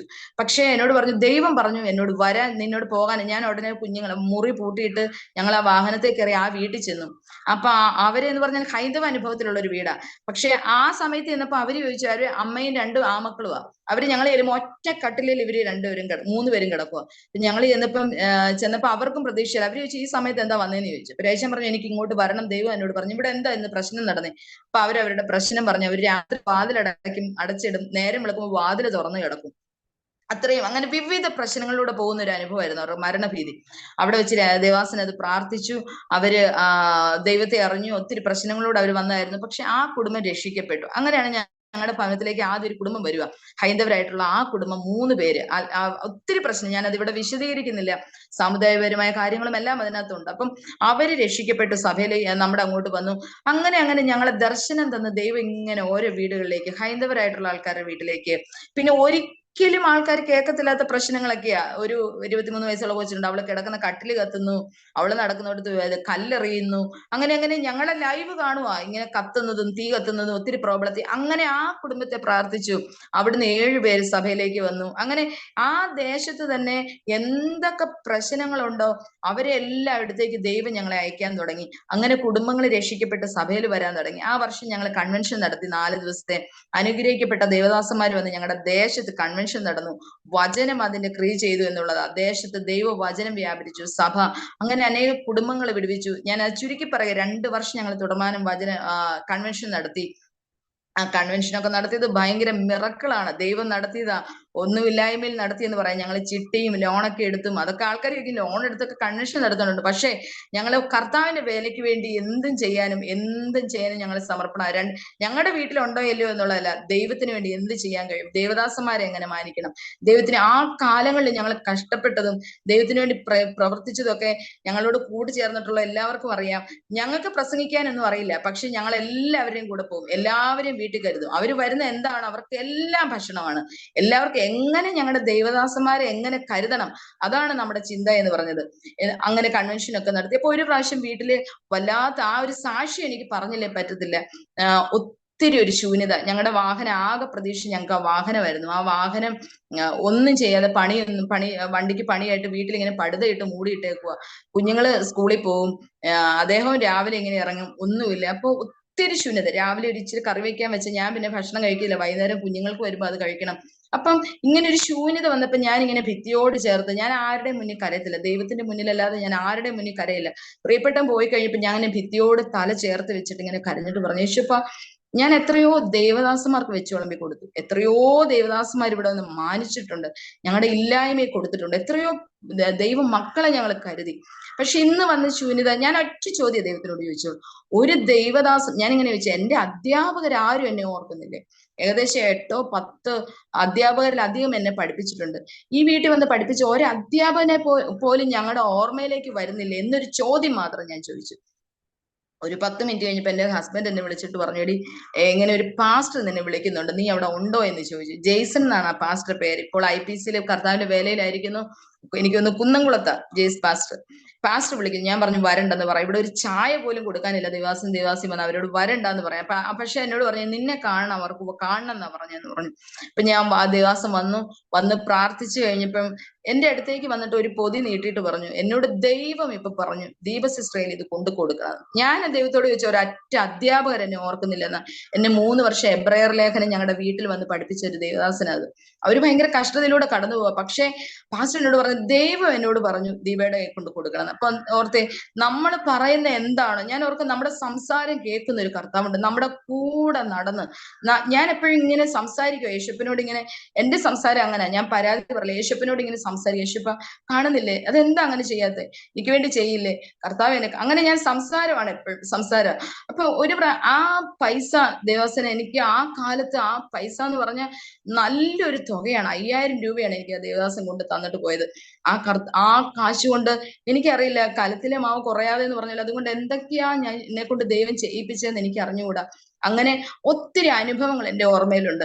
അങ്ങനെ യേശുവിനെ അപ്പൊ നമുക്ക് കർത്താവിനോട് കൂടുതൽ അടുക്കുകയും ഞങ്ങളെ അനുഭവത്തിലൂടെ കർത്താവ് ഇങ്ങനെ കൊണ്ടു നടക്കുക, ഒരേ അനുഭവത്തിലൂടെ കൊണ്ടു നടന്നു. കർത്താവിന്റെ വേറെ ഞങ്ങൾക്ക് വിശാലത. പക്ഷെ ഞങ്ങൾക്ക് വലിയൊരു കടബാധ്യതയുണ്ട്. സഹോദരിയെ കെട്ടിക്കാനായിട്ട് വീട് ലോൺ എടുത്താണ്. അപ്പൊ സഹോദരി മരിച്ചുപോയി, പ്രാരാബ്ധങ്ങൾ അധികമായി. അപ്പൊ ഞങ്ങൾക്ക് കടഭാരം വിഷയം വന്നപ്പോൾ വീട് വിൽക്കേണ്ടതായിട്ടൊരു അനുഭവം വന്നു. അന്ന് വീട്ടിൽ ആരാധനയുണ്ട് ഓൾറെഡി. ഇപ്പം ഈ കച്ചവടം ഇതൊന്നും ഒരു പ്രതീക്ഷയും ഇല്ല, എന്ത് ചെയ്യണം എങ്ങനെയാണെന്നൊന്നും അറിയില്ല. പക്ഷെ എനിക്ക് ഇപ്പൊ ഞാൻ ഇരിക്കുന്ന ഈ ചർച്ച് അതൊരു സാക്ഷ്യം തന്നെയായിട്ട് പറയാം. ഇപ്പൊ ഈ ഒരു വീടിന്റെ 2ാമത്തെ നിലയാണ് ഈ ചർച്ച എന്ന് പറയുന്നത്. അപ്പൊ ഓൾറെഡി ഞങ്ങളുടെ വീട്ടിൽ ആരാധനയാ.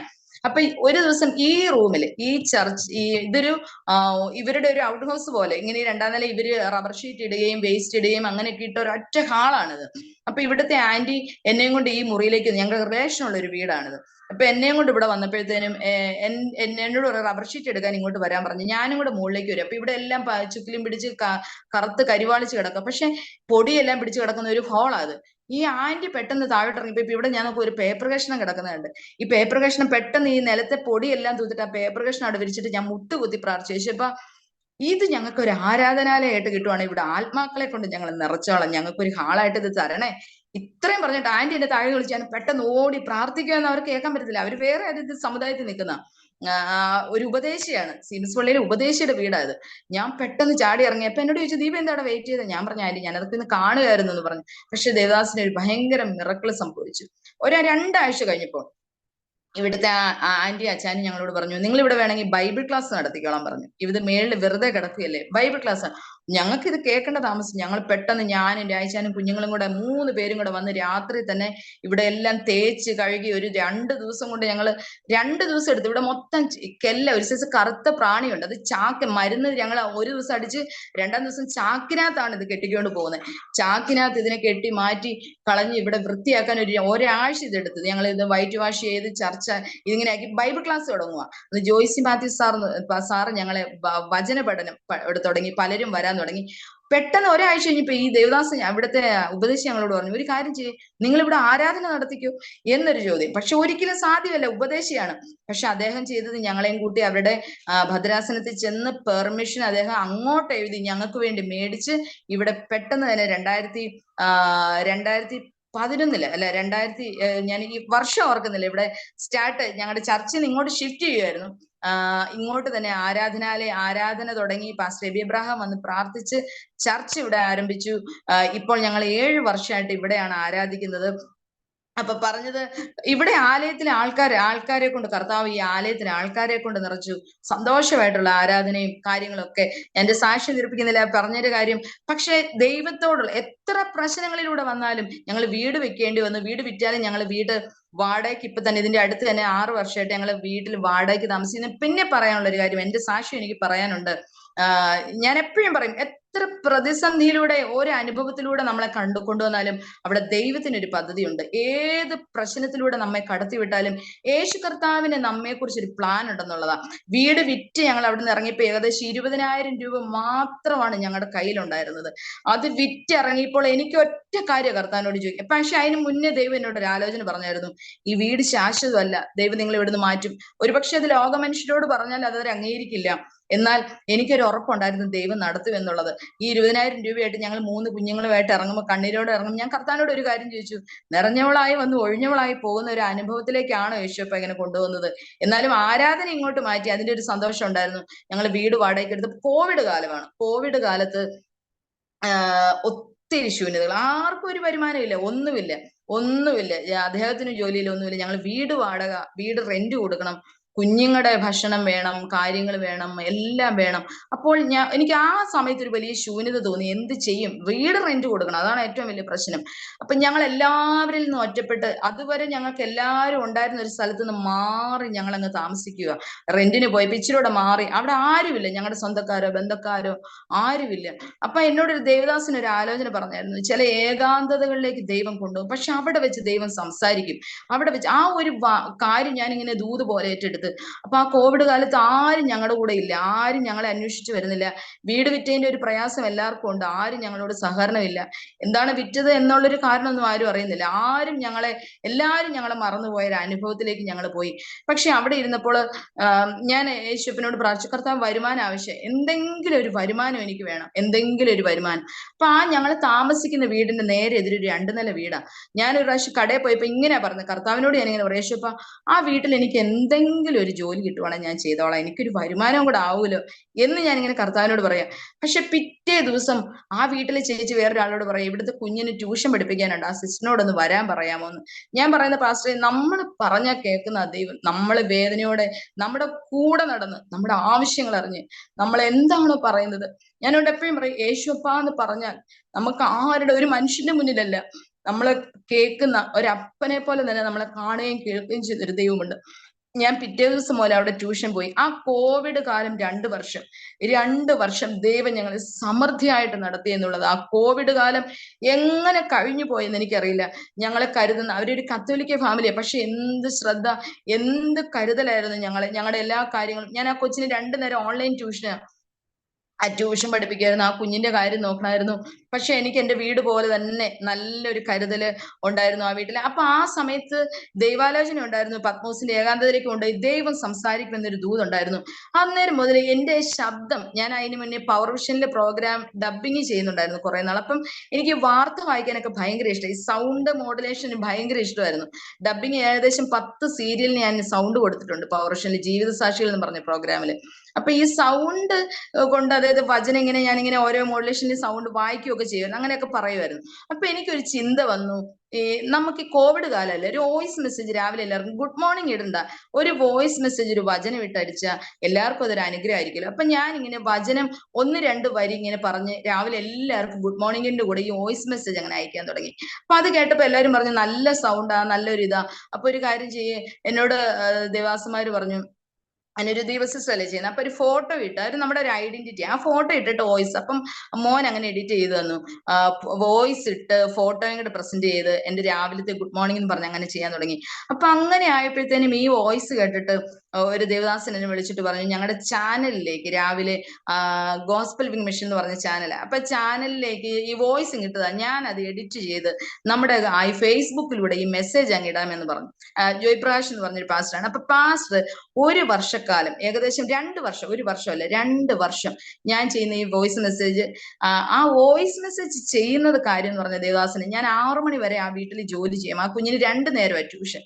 ആ ട്യൂഷൻ കഴിഞ്ഞ് ഞാൻ വീട്ടിൽ വന്ന് വീട്ടിലെ കാര്യങ്ങൾ നോക്കിയിട്ട് ഈ മെസ്സേജ് എന്ന് പറഞ്ഞാൽ ഒരു അരമണിക്കൂർ, ഈ മെസ്സേജ് ഞാനന്ന് പഠിച്ച വചനവും എന്റെ IME പഠിച്ച ക്ലാസ് നോട്ടുകളുണ്ട്, വിവിധ ദേവദാസന്മാരുടെ ക്ലാസ് നോട്ടുകളുണ്ട്, ഇതെല്ലാം എടുത്ത് പഠിച്ച് ഞാൻ നോക്കി ഒരു മെസ്സേജ് തയ്യാറാക്കും.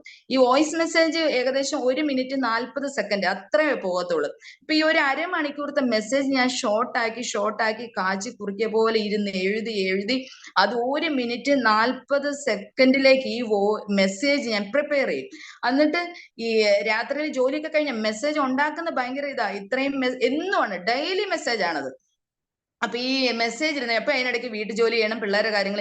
പിന്നെ ഞാൻ ഇത് റെക്കോർഡ് ചെയ്യുന്ന പറഞ്ഞാൽ ഞങ്ങൾ തോട്ടത്തിന്റെ നടുക്ക വീട്, അപ്പൊ പക്ഷിയും കരച്ചിലും എല്ലാം ഉണ്ട്.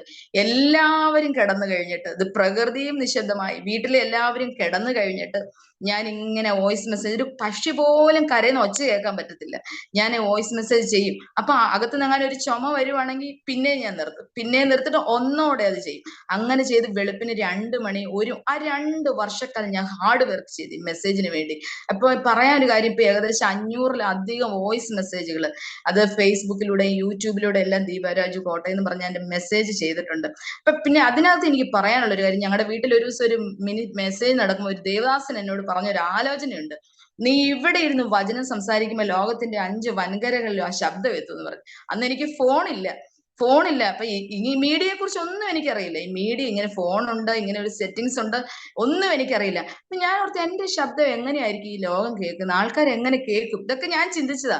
ഫോണില്ല, മീഡിയയെ കുറിച്ച് ഒന്നും എനിക്കറിയില്ല. അപ്പോഴാണ് ഞങ്ങളുടെ വീടിന്റെ അടുത്ത്, ഞങ്ങൾ താമസിക്കുന്ന വീടിന്റെ ഓണറിന്റെ വൈഫ്, അവരുടെ ഒരു പഴയ ഫോൺ, എനിക്ക് ടച്ച് ഫോൺ, എന്നിട്ട് ഒരു കുഞ്ഞു ഫോൺ, എന്നിട്ട് എന്നോട് പറഞ്ഞു, ദീപ ശബ്ദം ഇതിനകത്തോടെ മെസ്സേജ് ചെയ്യാൻ പറഞ്ഞു. അങ്ങനെയാണ് എന്റെ വോയിസ് മെസ്സേജ് തുടങ്ങുന്നത്. ആ വോയിസ് മെസ്സേജ് കൃപയാൽ ഇപ്പൊ എനിക്കറിയാം എല്ലായിടത്തും എത്തുന്നുണ്ടെന്നുള്ള അറിയാം. കാരണം വിവിധ രാജ്യങ്ങളിൽ നിന്ന് ആൾക്കാർ എന്നെ വിളിച്ചിട്ടുണ്ട് ഈ മെസ്സേജ് കേട്ട്, വിവിധ സ്ഥലങ്ങളിൽ നിന്ന്. അപ്പൊ ഞാൻ പറഞ്ഞ, കർത്താവ് നമ്മളോട് പറഞ്ഞാൽ ഒരു കാര്യവും അസാധ്യമല്ല എന്നുള്ളത്. ദൈവം നമ്മളോട് ഒരു ദൂത് പറഞ്ഞിട്ടുണ്ടോ, എത്ര കാലം കഴിഞ്ഞാലും കർത്താവ് അത് മറക്കില്ല, യേശു കർത്താവ് അത് മറക്കില്ല. അങ്ങനെ ആ വോയിസ് മെസ്സേജ് ചെയ്തു. കോവിഡ് കാലത്ത് സനം TV എന്ന് പറയുന്ന ഒരു ചാനൽ നമ്മുടെ കങ്ങഴ ഭാഗത്തുണ്ട്. അപ്പൊ അവര് 5 പേർക്ക് അവാർഡ് കൊടുക്കുകയും, അപ്പൊ 5 പേർക്ക് അവാർഡ് കൊടുക്കുന്ന പ്രവർത്തനങ്ങൾക്കായിട്ടും അങ്ങനെയൊക്കെ നോക്കിയപ്പോ ആത്മീയ രംഗത്ത് ഒരു വനിതയ്ക്ക് ഇവർക്ക് അവാർഡ് കൊടുക്കും. ഞാൻ ആ ചാനലിൽ പോയി ഒരു മെസ്സേജും ചെയ്തിട്ടുണ്ട്. ഒരാളെ ഇന്റർവ്യൂ ചെയ്തിട്ടുണ്ട്. അപ്പൊ ഇവരെന്നോട് പറഞ്ഞിട്ടില്ല, പക്ഷെ എന്നോട് പറഞ്ഞു, ഞങ്ങൾ ഒരു കോവിഡ് കാലത്ത് കർത്താവിന്റെ വേലയിൽ അധ്വാനിച്ച ഒരാൾക്ക് വേണ്ടി, ഒരു ലേഡിക്ക് വേണ്ടി ഞങ്ങൾ ഒരു പ്രൈസ് തരുന്നുണ്ട്. അങ്ങനെ പാമ്പാടി വെച്ച് ഒരു ഓഡിറ്റോറിയത്തിൽ രാജു ആനിക്കാട് സാറാണ് എനിക്ക് ഒരു അവാർഡ് തന്നു കോവിഡ് കാലത്ത്. അത് വലിയ ക്രെഡിറ്റ് അങ്ങനെയൊന്നും പറയുന്നില്ല, പക്ഷെ എന്റെ ഹാർഡ് വർക്കിന് കർത്താവ് ചെയ്തതാണെന്ന് എനിക്കറിയാം. ആ ഒരു അഭിമാനം അങ്ങനെ തന്നെ എനിക്ക് പറയാൻ കഴിയും. അപ്പൊ അങ്ങനെ ആ ഒരു പുരസ്കാരം എനിക്ക് അന്ന് കിട്ടി. പിന്നെ വിവിധ നിലവാരങ്ങളിലേക്ക് കർത്താവിനെ കൊണ്ട്, ഞാനത് ഷോർട്ടാക്കി പറയുക, ദൈവത്തിന് വേണ്ടി വചനം. അപ്പൊ എനിക്ക് മനസ്സിലായി എന്റെ ശബ്ദം തന്നെയാണ് കർത്താവ് എന്താണ് നമ്മളെ കുറിച്ച് ഉദ്ദേശിക്കുന്നത്, ആ ശബ്ദം തന്നെയാണ് കർത്താവിന് ആവശ്യമുള്ളത്. അങ്ങനെ ഷോർട്ട് മെസ്സേജുകൾ തുടങ്ങി, ലൈവ്, പിന്നെ ഫേസ്ബുക്ക് ലൈവില് പ്രോഗ്രാമുകൾ തുടങ്ങി. അതിനെല്ലാം ഉപരി ഈ മെസ്സേജ് കേട്ടിട്ട് ദേവദാസനെ വിവിധ സ്ഥലങ്ങളിൽ നിന്ന് സഹോദരിമാർ എന്നെ വിളിക്കാൻ തുടങ്ങി. ഒത്തിരി പേര് വിളിക്കാൻ തുടങ്ങി. ഇന്നത്തെ ചിന്ത ഞങ്ങളെ കുറിച്ചായിരുന്നു. ഇന്ന് ഞങ്ങൾ ജോലി കഴിഞ്ഞു വന്നപ്പം അതെനിക്ക് വലിയൊരു ആശ്വാസമാണ്. കർത്താവ് നമ്മുടെ കഷ്ടതയിൽ നിന്നാണ് നമ്മൾ ആ വചന മെസ്സേജ് ഉണ്ടാക്കുന്നത്. എന്നെ ആ നാളിൽ കടത്തിവിടുന്ന വിഷയങ്ങൾ, അതൊരു സൈഡിൽ ഒത്തിരി പ്രശ്നങ്ങളുണ്ട്. കുഞ്ഞുങ്ങളുടെ വിദ്യാഭ്യാസം പ്രശ്നങ്ങൾ, സാമ്പത്തിക ബുദ്ധിമുട്ട് എല്ലാം ഒരു സൈഡിൽ കിടക്കുക. പക്ഷേ അതിലൂടെ ദൈവം കൊണ്ട് ഇപ്പൊ നമ്മുടെ അനുഭവങ്ങൾ ആ മെസ്സേജ് ആയിട്ട് പങ്കുവെച്ചപ്പോൾ അത് അനേകർക്ക് വിടുതലായി എന്നുള്ളതാണ്. അപ്പൊ ഞാൻ ഒരു കാര്യം ഉറപ്പായിട്ട് പറയാൻ പറ്റും, കർത്താവ് നമ്മളെ കടത്തിവിടുന്ന വഴികള് അത് നിസ്സാരമല്ല. അതുകൊണ്ട് യോഹന്നാന്റെ സുവിശേഷത്തിലുണ്ട്, യേശു ശമരിയിൽ കൂടി കടന്നു പോകേണ്ടി വന്നു എന്നാ പറഞ്ഞ്. അത് യോഹന്നാൻ എഴുതിയ, പക്ഷേ യേശുവിന്റെ പോക്ക് യാദൃശ്യമല്ല. യേശു കർത്താവിന് ഒരു ഉദ്ദേശമുണ്ട്. അതായത് യേശു കർത്താവ് പറഞ്ഞു, പിതാവിന്റെ ഇഷ്ടം ചെയ്യാൻ ഞാൻ ഈ ഭൂമിയിലേക്ക് വരുന്നു എന്നാ. അപ്പൊ യേശു കർത്താവ് ഇഷ്ടം ചെയ്യാൻ വന്നെങ്കിൽ നമ്മെക്കുറിച്ച്, ഞാൻ എപ്പോഴും പറയും, യേശുപ്പ എന്റെ സ്വപ്നങ്ങളും എന്റെ ആഗ്രഹങ്ങളും എല്ലാം മാറ്റി വെച്ചിട്ട് യേശുവിന് എന്നെ കുറിച്ചുള്ള ഇഷ്ടം എന്താ, ആ ഇഷ്ടം എന്നിലേക്ക്, യേശുവിന്റെ ഇഷ്ടത്തിനനുസരിച്ച് ഞാൻ നടക്കാൻ, അപ്പൊ കർത്താവിന്റെ ഇഷ്ടത്തിനനുസരിച്ച് നടക്കാൻ എന്നെ ഉപയോഗിക്കണേ. ഞാൻ എപ്പോഴും പ്രാർത്ഥിക്കുന്നു, കർത്താവ് എന്നെ ഉപയോഗിക്കണമേ എന്ന് ഞാൻ പ്രാർത്ഥിക്കുമായിരുന്നു. അങ്ങനെ ആ വോയിസ് മെസ്സേജ് ഇപ്പോഴും ഉണ്ട്, ഞാൻ ഇന്നും ചെയ്തിട്ടുണ്ട്. എല്ലാ ദിവസങ്ങളും ഇപ്പോഴും മുടങ്ങാതെ തന്നെ ആ വോയിസ് മെസ്സേജ് ഉണ്ട്. അതോടൊപ്പം തന്നെ എനിക്ക് വലിയൊരു ദർശനം ദൈവം തരുമായിരുന്നു. എന്നെ എപ്പോഴും കാണിക്കുന്ന അനേക വാതിലുകൾ ഇങ്ങനെ തുറന്നു കിടക്കും. അത് ഇങ്ങനെ മലകൾ നിറഞ്ഞ പ്രദേശങ്ങള്, മലമ്പ്രദേശങ്ങള്. അപ്പൊ എന്റെ മുന്നിൽ ഇങ്ങനെ അനേക വാതിലുകൾ തുറന്നു കിടക്കുമായിരുന്നു. അപ്പൊ ഞാൻ ഓർത്ത്, എന്തോ ഇത്. അപ്പൊ എനിക്കൊരു പ്രതീക്ഷയുണ്ട്, നമ്മളെ പ്രതീക്ഷിക്കുന്ന അനേകരുണ്ട്, നമുക്ക് വേണ്ടി കാത്തിരിക്കുന്നവരുണ്ട് പ്രാർത്ഥിക്കാൻ. അപ്പൊ അങ്ങനെയാണ് ഞങ്ങൾ നിലമ്പൂര് പിന്നെ അഗാപ്പെ ഗോസ്പൽ മിഷനുമായിട്ട് ചേർന്ന് പ്രവർത്തിക്കാൻ തുടങ്ങി. അവിടുത്തെ ആ പഠനം, വചന പഠനം, പിന്നെ ഞാൻ ബൈബിൾ കോളേജിൽ അവിടെ നിലമ്പൂര് ഒരു BTH കോഴ്സിന് ഇപ്പൊ ഞാൻ ചേരുന്നുണ്ട്. ഈ ഡിസംബറിലാണ് ആ ക്ലാസ് കഴിഞ്ഞത്. ആ കോഴ്സ് പഠിച്ചുകൊണ്ടിരുന്നപ്പോ തന്നെ ഇപ്പൊ എല്ലാ മാസവും നിലമ്പൂര് പോകും. എല്ലാ മാസവും നിലമ്പൂര് പോയി 3 ദിവസം അവിടെ താമസിച്ച് ആ ക്ലാസ്സിനകത്ത് പങ്കെടുക്കും. 3 ദിവസം ക്ലാസ്. നമ്മുടെ കേരളത്തിലെ വിവിധ അധ്യാപകരാണ് അവിടെ. അതെന്ന് വെച്ചാൽ ലീഡർഷിപ്പ് ട്രെയിനിങ് കോഴ്സ് എന്ന് പറയാം. അതേപോലെ ഹയർ സ്റ്റഡിയാണ് അവിടെ. നല്ല അധ്യാപനാണ് അവിടെ താമസിച്ച്. നമ്മൾ ഈ ഗുരുകുല വിദ്യാഭ്യാസം എന്ന് പറയുന്ന പോലെ ദേവദാസന്മാരും അവിടെ താമസിച്ച്. ഞങ്ങൾ ഏകദേശം 100 വിദ്യാർത്ഥികളുണ്ട്. ഈ 100 വിദ്യാർത്ഥികളും അവിടെ താമസിച്ചുള്ള ഒരു പഠനമാണ് അവിടെ. അപ്പൊ ഈ പഠനത്തിനിടയ്ക്ക് ദൈവം എനിക്കും ഇങ്ങനെ ഒരു ചിന്ത തന്നു. എനിക്ക് എപ്പോഴും ഒരു കാര്യമുണ്ട്, എന്നെ പോലെ കഷ്ടത അനുഭവിച്ച സഹോദരിമാർ ഇവിടെ ഉണ്ട്. അവരെ പലരും അവഗണിക്കപ്പെട്ടേക്കാം, പലരും കാണാതെ പോകുന്ന അവരിലേക്ക് എന്നെ അയക്കണം. ഞാൻ കർത്താവിനോട് പറയുന്ന ഒരൊറ്റ പ്രാർത്ഥന, യേശുപ്പ അങ്ങനെയുള്ള സഹോദരിമാരിലേക്ക് എന്നെ അയക്കണമെന്ന് ഞാൻ ഇങ്ങനെ എപ്പോഴും പ്രാർത്ഥിക്കും. അപ്പൊ അവിടെ വെച്ച് എനിക്കൊരു ചിന്ത വന്നു, ഒരു സഹോദരിമാരുടെ ഒരു ഗ്രൂപ്പ് കൂടണം, ഒരു ഗ്രൂപ്പ് തുടങ്ങണം, സഹോദരിമാരെ ഉൾക്കൊള്ളിച്ചുകൊണ്ട്. എന്താണ് എങ്ങനെയാണെന്നൊന്നും എനിക്കറിയില്ല, സിറ്റുവേഷൻസ് ഒന്നും എനിക്കറിയില്ല. പക്ഷേ അവിടെ വെച്ച് ഞാൻ ഇങ്ങനെ ഒരു ഗ്രൂപ്പ്, അവിടെ ഒരു 2-3 സഹോദരിമാരോട് പറഞ്ഞപ്പോൾ അവരും അതിനകത്ത് പങ്കുചേർന്നു. അങ്ങനെ ഞാനൊരു ഗ്രൂപ്പ് തുടങ്ങിയ വിമൻസ് ഫെലോഷിപ്പിന്റെ ഗോസ്പൽ വിമൻസ് ഫെലോഷിപ്പ് എന്ന് പറഞ്ഞ ഒരു ഗ്രൂപ്പ് സ്റ്റാർട്ട് ചെയ്തു. ഞങ്ങൾ ഏകദേശം 6 പേരുമായിട്ട് ആ ഗ്രൂപ്പ് തുടങ്ങി. അങ്ങനെ തുടങ്ങി എന്റെ ഉദ്ദേശം മൊത്തം സുവിശേഷം പറയാം സഹോദരിമാരെ കൊണ്ട്. അതായത് എല്ലാ സഹോദരിമാർക്കും ഓരോ കഴിവുകളുണ്ട്, പക്ഷെ അവരെല്ലാവരും ഒതുങ്ങപ്പെട്ട് പോവുക. അവരൊന്ന് കരം പിടിക്കാനോ അവരെ ഒന്ന് പുറത്തേക്ക് കൊണ്ടുവരാനോ ആരുമില്ല. പക്ഷെ അവരൊക്കെ പിന്നിൽ നിന്ന് പ്രവർത്തിക്കുക, എല്ലാവരും കൂടെ പാടാനും പ്രവർത്തിക്കാനും ഉണ്ട്, പക്ഷെ അവരുടെ കഴിവുകൾ യഥാർത്ഥമായിട്ട് പുറത്തേക്ക് വരുന്നില്ല. ഇവരെ പുറത്തു കൊണ്ടുവന്ന് കർത്താവിന് വേണ്ടി പ്രയോജനപ്പെടുത്തണം. അതാണ് ഞാൻ ആ യോഹന്നാന്റെ സുവിശേഷത്തിൽ എപ്പോഴും പറയും, ശമരിയ സ്ത്രീയോട് അവിടെ വെച്ചിട്ട് കുടം അവള് വെച്ചിട്ട് അവിടെ ഓടി എന്നാ പറഞ്ഞത്. കുടം ഉപജീവന മാർഗം പിന്നെ നിറച്ചിട്ട് വന്നിട്ട് പിന്നെ ചെയ്യാൻ അവള് ചിന്തിച്ചില്ല, അന്നേരം ഓടി. അപ്പൊ ദൈവം എന്നോട് പറഞ്ഞു, അന്നേരം ചെയ്യാനുള്ളത് സഹോദരിമാരെ കൊണ്ട് സുവിശേഷം പറയിപ്പിക്കണം. ആ ഒരു ചിന്ത എന്നിലേക്ക് വന്നു. അങ്ങനെ തുടങ്ങി. അപ്പൊ എനിക്ക് വലിയൊരു പ്രശ്നം ഉണ്ടായിരുന്നു, സിസ്റ്റം ഇല്ല സുവിശേഷം പറയണമെങ്കിൽ. പക്ഷെ ഞാൻ പ്രാർത്ഥിച്ചു. എന്റെ അധ്യാപകര് കുറച്ച് ദേവദാസന്മാരും എല്ലാം കൂടെ സഹായിച്ച് എനിക്ക് ആ സിസ്റ്റം, ഒരു ചെറിയ സിസ്റ്റം നമുക്ക് കൊണ്ടാകാവുന്ന രീതിയിൽ ഒരു സിസ്റ്റം ഞാൻ എറണാകുളത്ത് പോയി മേടിച്ചു. അപ്പൊ സുവിശേഷം പറയാനായിട്ട് അതുമായിട്ട് സഹോദരിമാരുമായിട്ട് പോയി. എനിക്ക് തോന്നുന്നു ഒരു 5-6 പേര്. ഞങ്ങൾ ആദ്യം ട്രിവാൻഡ്രത്താണ് പോയത്, പിന്നീട് വയനാട്. അങ്ങനെ ആ സ്ഥലത്ത് ചെല്ലുമ്പോൾ അവിടെയുള്ള സഹോദരിമാർ എന്റെ കൂടെ കൂടും. വയനാട് ചെല്ലുന്നെങ്കിൽ അവിടെ. അപ്പൊ ഇങ്ങനെ കേരളത്തിലെ വിവിധ ജില്ലകളില്, ഇപ്പൊ എനിക്ക് തോന്നുന്നു മിക്ക ജില്ലകളിലും, ഇനി ഞാൻ പാലക്കാടും കാസർഗോഡുമാണ് പോകാനുള്ളത്. ബാക്കിയുള്ള എല്ലാ ജില്ലകളിലും പരസ്യവും നടത്താനായിട്ട് കർത്താവിന്റെ സുവിശേഷം അതെനിക്ക് ലജ്ജ കൂടാതെ തന്നെ പറയാൻ കഴിയും. ഈ ഒരു സിസ്റ്റം ഉണ്ട്. കഴിഞ്ഞ ദിവസം ട്രിവാൻഡ്രത്ത് നെയ്യാറ്റിൻകര മുതൽ ഞങ്ങൾ നടന്നിട്ട്, ഞങ്ങൾ 3 സഹോദരിമാരേ ഉള്ളൂ. ഈ സിസ്റ്റമായിട്ട് നടന്ന് അങ്ങ് അമരവിള, കാരക്കോണം വഴിയെല്ലാം നടന്നു തന്നെ കാണുന്ന കവലകളിലെല്ലാം ഈ സിസ്റ്റം വെച്ച് ഞങ്ങൾ പ്രസംഗിക്കും. ആരെങ്കിലും വരുവോ പ്രശ്നം, അതൊന്നും എന്നെ ബാധിക്കില്ല. ആര് വന്നാലും എനിക്കൊരു പേടി തോന്നില്ല. പക്ഷെ എനിക്കൊരു കാര്യമുണ്ട്, നമ്മൾ സുവിശേഷം പറയണം, ശ്രദ്ധിക്കാൻ ആൾക്കാർ. ആലപ്പുഴ ബീച്ചിൽ അന്ധകാരനഴിയിലൊക്കെ ചെയ്ത് ഞാൻ ഓർക്കുന്നുണ്ട്. അവിടെയൊക്കെ എത്രയോ പേര് ശ്രദ്ധിച്ച്. ഇപ്പൊ ഏറ്റവും കൂടുതൽ സന്തോഷം എന്റെ കൂടെ ഉള്ള സഹോദരിമാര്, അവരാദ്യമായിട്ടാണ് ഒന്ന് നിൽക്കുന്നത്, ഒരു വാക്ക് മൈക്കി പറയുന്നത്, അവരെ ഒന്ന് പ്രസന്റ് ചെയ്യുക, അവര് പാട്ട് പാടുക. ഇപ്പൊ 2-3 വട്ടം വന്നവര് അവര് പ്രസംഗിക്കാൻ തുടങ്ങി. അങ്ങനെ ഒത്തിരി സഹോദരിമാര്. എന്റെ കൂടെ വലിയ ഗ്രൂപ്പ് ഒന്നുമില്ല, പക്ഷെ എവിടെ ചെന്നാലും അവിടെ താല്പര്യമുള്ളവര് ഞങ്ങളുടെ കൂടെ പ്രവർത്തിച്ച്, അങ്ങനെ ഇപ്പൊ വിവിധ സ്ഥലങ്ങൾ എത്ര പരസ്യവും ചെയ്തു എനിക്കറിയില്ല. കുറേ നാളുകളായിട്ട്, കുറേ ദിവസങ്ങളായിട്ട്, ഇന്നലെയും ഞാൻ ആലപ്പുഴ നെടുമുടിയുടെ ഭാഗത്ത് പോയി പരസ്യമൊക്കെ ചെയ്തിട്ടാ വന്നത്. എന്റെ കൂടെ ഒരു 4-5 സഹോദരിമാരുണ്ടായിരുന്നു. അങ്ങനെയൊക്കെ ചെയ്തു. അപ്പൊ ഒരു സൈഡിൽ അങ്ങനെ നിൽക്കെ തന്നെ ഞങ്ങൾക്ക് ഒരു വലിയൊരു ടീം പ്രവർത്തനം അതിനകത്തേക്ക് ഫോം ചെയ്യാണ്. ഞങ്ങൾ മുറ്റത്ത് കൺവെൻഷൻ അങ്ങനെ ചെയ്യണം. ഞങ്ങൾ സിസ്റ്റം വാടകയ്ക്ക് എടുത്തുകൊണ്ടാണ് പോയിക്കൊണ്ടിരുന്നത്. ജനറേറ്ററും സിസ്റ്റവും എല്ലാം വാടകയ്ക്ക് എടുത്ത് എല്ലാ ആഴ്ചയും ഞങ്ങൾ മുറ്റത്ത് കൺവെൻഷനും പരസ്യവും ഒക്കെ ഞങ്ങൾ ടീം വേറെ ഉണ്ട്, ലേഡീസിന്റെ അല്ലാതെ വേറൊരു ടീം ഞങ്ങൾ ഫോം ചെയ്തിട്ടുണ്ട്. അപ്പൊ ഞങ്ങൾക്ക് സിസ്റ്റം ഇല്ല. അപ്പൊ ഈ വാടകയ്ക്ക് എടുത്ത് പോകുന്ന കണ്ട് ഞങ്ങളുടെ ഈ ഗോസ്പൽ മിഷന്റെ ഡയറക്ടർ പാസ്റ്റർ ഉണ്ട്. അപ്പൊ പാസ്റ്റർ ഒരു പ്രാവശ്യം ഇങ്ങോട്ട് വന്നപ്പോഴത്തേന് ഞങ്ങൾ വാടകയ്ക്ക് എടുക്കുന്നത് കണ്ടു.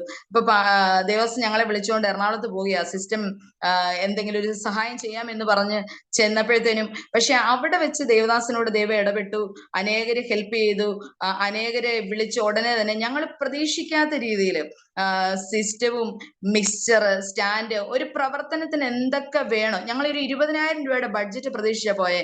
എന്നാൽ ഒരു 10-75 രൂപയുടെ സിസ്റ്റം സകല സാധനമായിട്ടാണ് ഞങ്ങൾ അവിടുന്ന് പോകുന്നത്. ആ പ്രവർത്തനങ്ങള് ഞാൻ പറഞ്ഞു, ദൈവം നമ്മളെ നടത്തുന്നത് ഘട്ടമായിട്ടാണ് ദൈവം ഞങ്ങളുടെ വേലയ്ക്ക് വേണ്ടി ചെയ്യുന്നത്. ഇപ്പോൾ മുറ്റത്ത് കൺവെൻഷൻ എനിക്ക് അറിയത്തില്ല ഏകദേശം എത്ര ചെയ്ത്, എല്ലാ സൺഡേയിലും ഞങ്ങൾ മുറ്റത്ത് കൺവെൻഷൻ ചെയ്യുന്നുണ്ട്. ഞങ്ങളുടെ കൂടെ ഒരു 5 കുടുംബം ഏകദേശം ഉണ്ട്. നല്ല സഹോദരന്മാർ ആക്റ്റീവായിട്ട് ഉണ്ട്. പിന്നെ 1 ഡേ പ്രോഗ്രാം, ഒരു ദിവസം രാവിലെ ഫുള്ള്. അന്നേരം ഈ വിമൻസ് ഫെലോഷിപ്പിന്റെ ഗ്രൂപ്പിലുള്ളതും ഈ മുറ്റത്ത് കൺവെൻഷന് കൂടുന്ന ആ ടീം എല്ലാവരും കൂടെ കൂടാ ഞങ്ങൾ ചെയ്യുന്നത്. അത് രാവിലെ മുതൽ വൈകിട്ടും കൊണ്ട് ഒരു മുറ്റത്ത് കൺവെൻഷൻ കൊണ്ട്. ഞാൻ പറഞ്ഞതിന്റെ കാര്യം, ഒറ്റ കാര്യം പറയുള്ളൂ, നമ്മുടെ ജീവിതത്തിൽ എന്ത് വെല്ലുവിളികൾ വന്നാലും ചാൻസസ് ആക്കി എടുക്കണം.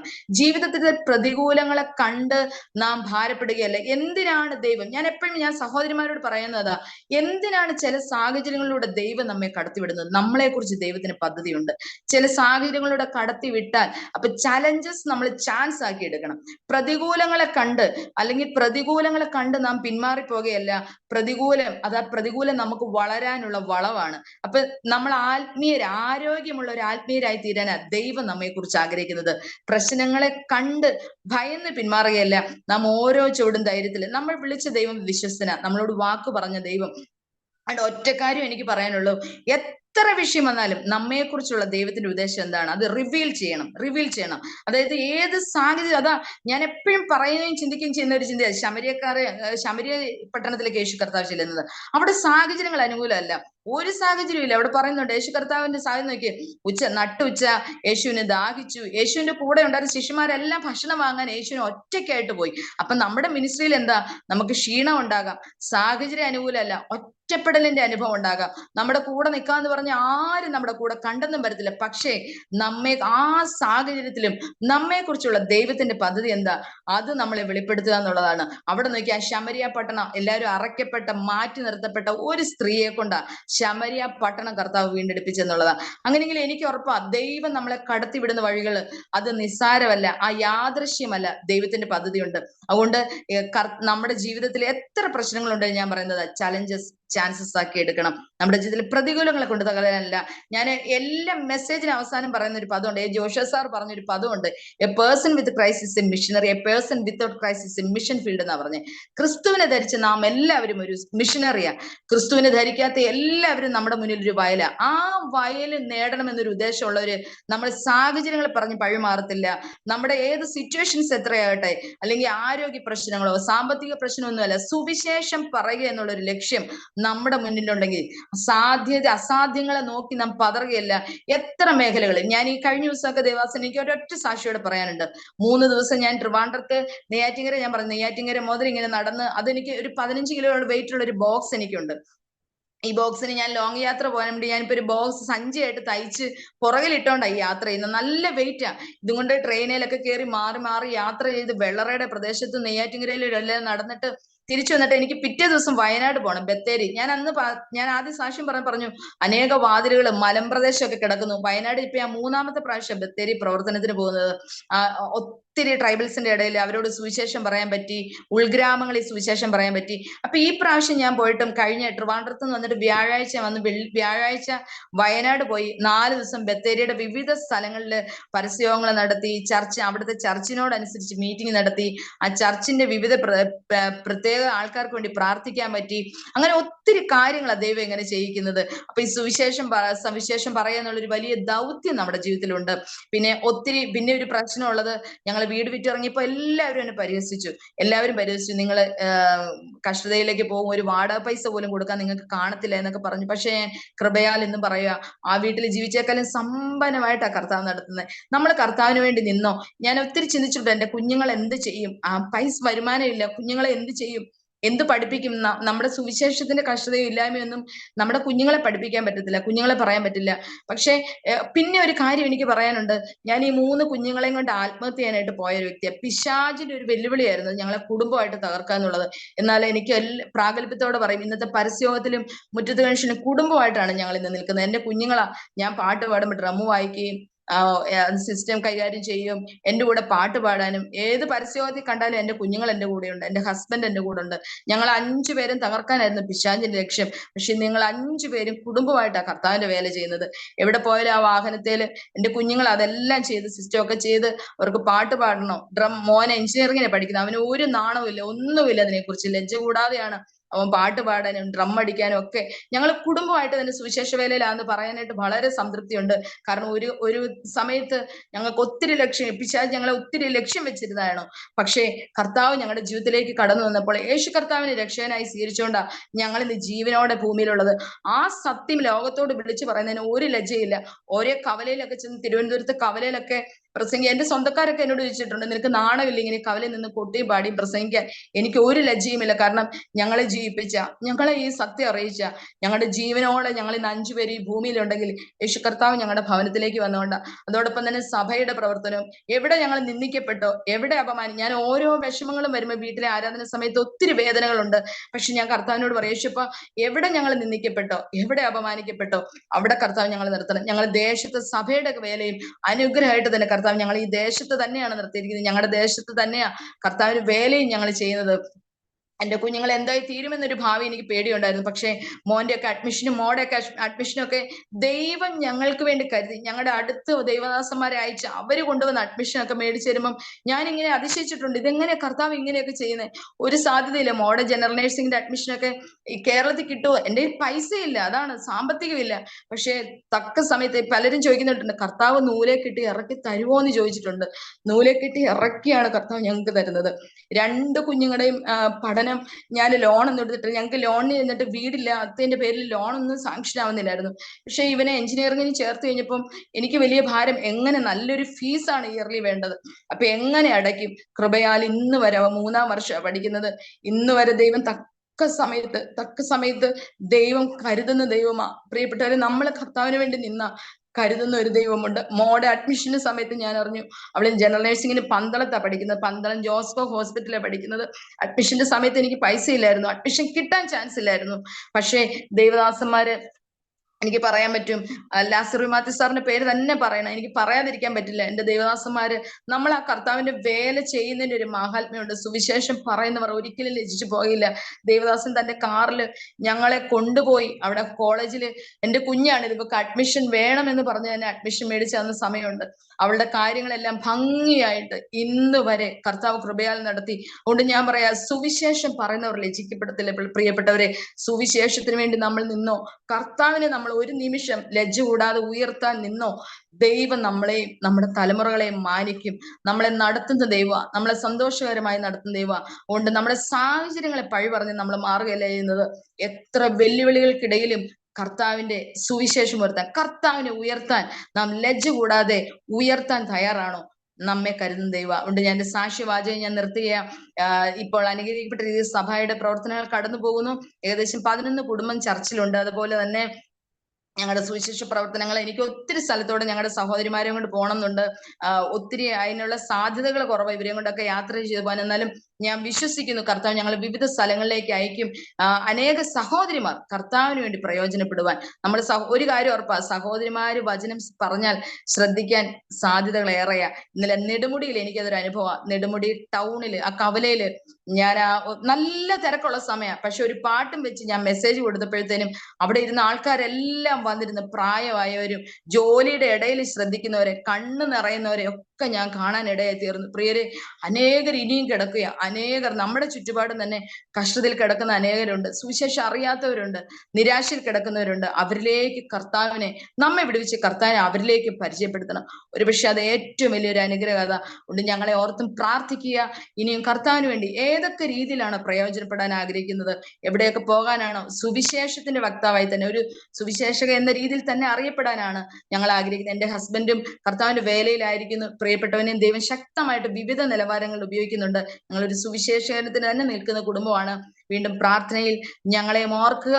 ഈ സാക്ഷ്യം നിങ്ങളുടെ ജീവിതത്തിൽ അനുഗ്രഹമായിരിക്കണം. അതുകൊണ്ട് ചാൻസസ് ആക്കി എടുത്തുകൊണ്ട് അവിടെ നിരാശപ്പെടുകയല്ല, ജീവിതം തകർന്ന് നിരാശപ്പെട്ടതിലേക്ക് പോകാനല്ല.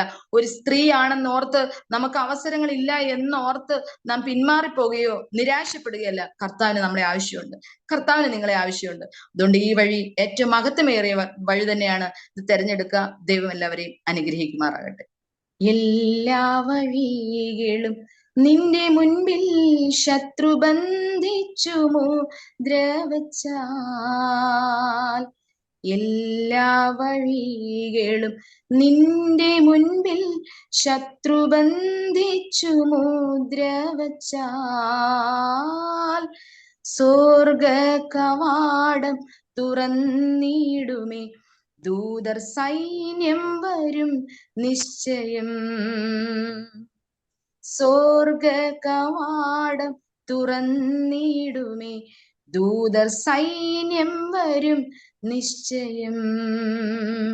ഹാ, എത്രയാനന്ദമീ ജീവിതം, ഭീതി തെല്ലുമില്ല ജീവിതം. ഹാ, എത്രയാനന്ദമീ ജീവിതം, ഭീതി തെല്ലുമില്ല ജീവിതം. കാവലിനായി തന്റെ ദൂതരന്റെ ചുറ്റും ജാഗരിക്കുന്നെപ്പോഴും, പാടുമെൻ ജീവിത നാളുകളെല്ലാം നന്ദിയോടെ സ്തുതിച്ചിടും ഞാൻ. മാറാത്തവൻ, വാക്കുമാറാത്തവൻ,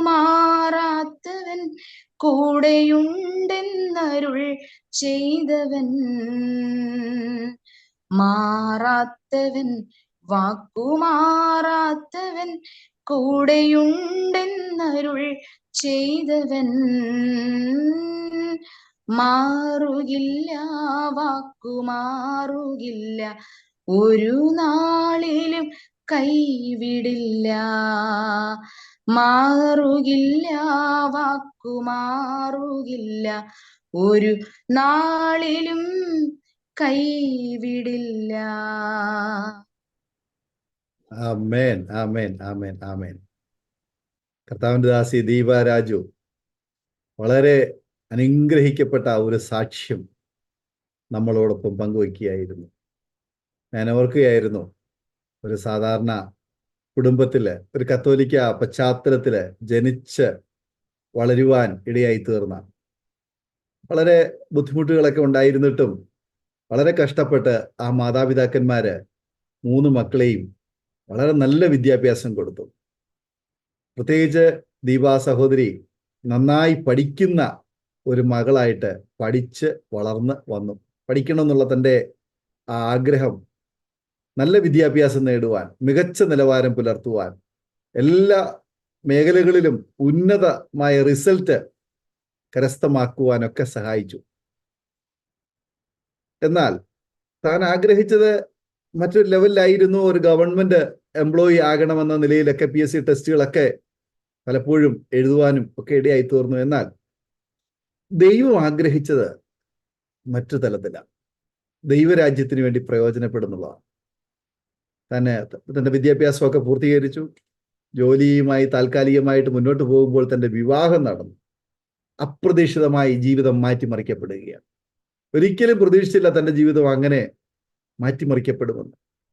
നല്ല നിലയിൽ നല്ല വിദ്യാഭ്യാസം, സമാധാനപരമായ ഒരു ജീവിതം ഒക്കെ നയിച്ച് ആ ഒരു നിലയിൽ ഒരു മുന്നേറ്റമാണ് താൻ ആഗ്രഹിച്ചതും പ്രതീക്ഷിച്ചതും. എന്നാൽ ജീവിതം മുഴുവനും തകിടം മറിയുന്നത് പോലെ താൻ മാറ്റപ്പെടുന്നു. ലോകപ്രകാരം ആ വിവാഹ ബന്ധം പോലും മാറി, കുടുംബജീവിതം പോലും മാറിപ്പോകുന്ന ഒരു സാഹചര്യം അവിടെ കടന്നു വന്നത് നമ്മൾ കാണുന്നു. തികഞ്ഞ മദ്യപാനിയായ ഒരു വ്യക്തിയുമായുള്ളൊരു വിവാഹം നമ്മൾ കേട്ടു. സഹോദരിയുടെ തോളിൽ കിടന്ന് താലിമാല കെട്ടി എന്ന് പറയുമ്പോൾ ആ വിവാഹം കഴിക്കുന്ന ആ സമയത്ത് പോലും ആ സമയത്ത് അദ്ദേഹം പൂർണ്ണമായി മദ്യപിച്ചിരുന്ന ആ ഒരു സാഹചര്യം, തുടർന്നുള്ള അവസ്ഥകൾ നമുക്ക് ഓർക്കാവുന്നതേ ഉള്ളൂ.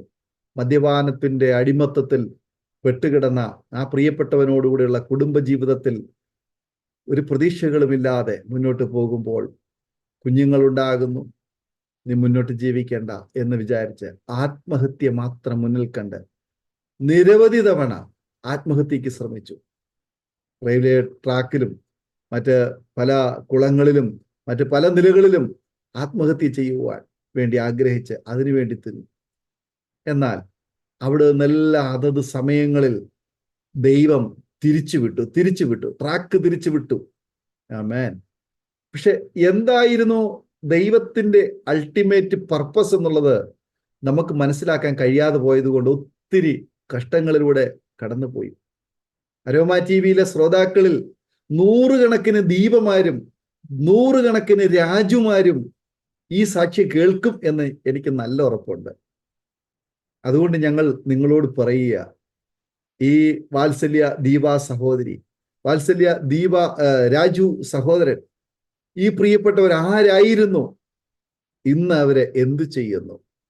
അവരെ പോലെ നശിച്ചു പോയിക്കൊണ്ടിരുന്ന, തകർന്നു പോയിക്കൊണ്ടിരുന്ന, അല്ലെങ്കിൽ അങ്ങനെ ആയിക്കൊണ്ടിരിക്കുന്ന 100 കണക്കിന് കുടുംബങ്ങളെ പണിതെടുക്കുന്ന, ഒരുക്കിയെടുക്കുന്ന, ദൈവമുൻപാകെ അവരെ നല്ലൊരു മാനപാത്രമായി തയ്യാർ ചെയ്യുന്ന ഒരു കുടുംബമായി ഇന്നവർ മാറി. പക്ഷെ അതിനുവേണ്ടി അവർ ഒത്തിരി വില കൊടുക്കേണ്ടി വന്നു, ഒത്തിരി കഷ്ടപ്പെടേണ്ടി വന്നു. സ്തോത്രം.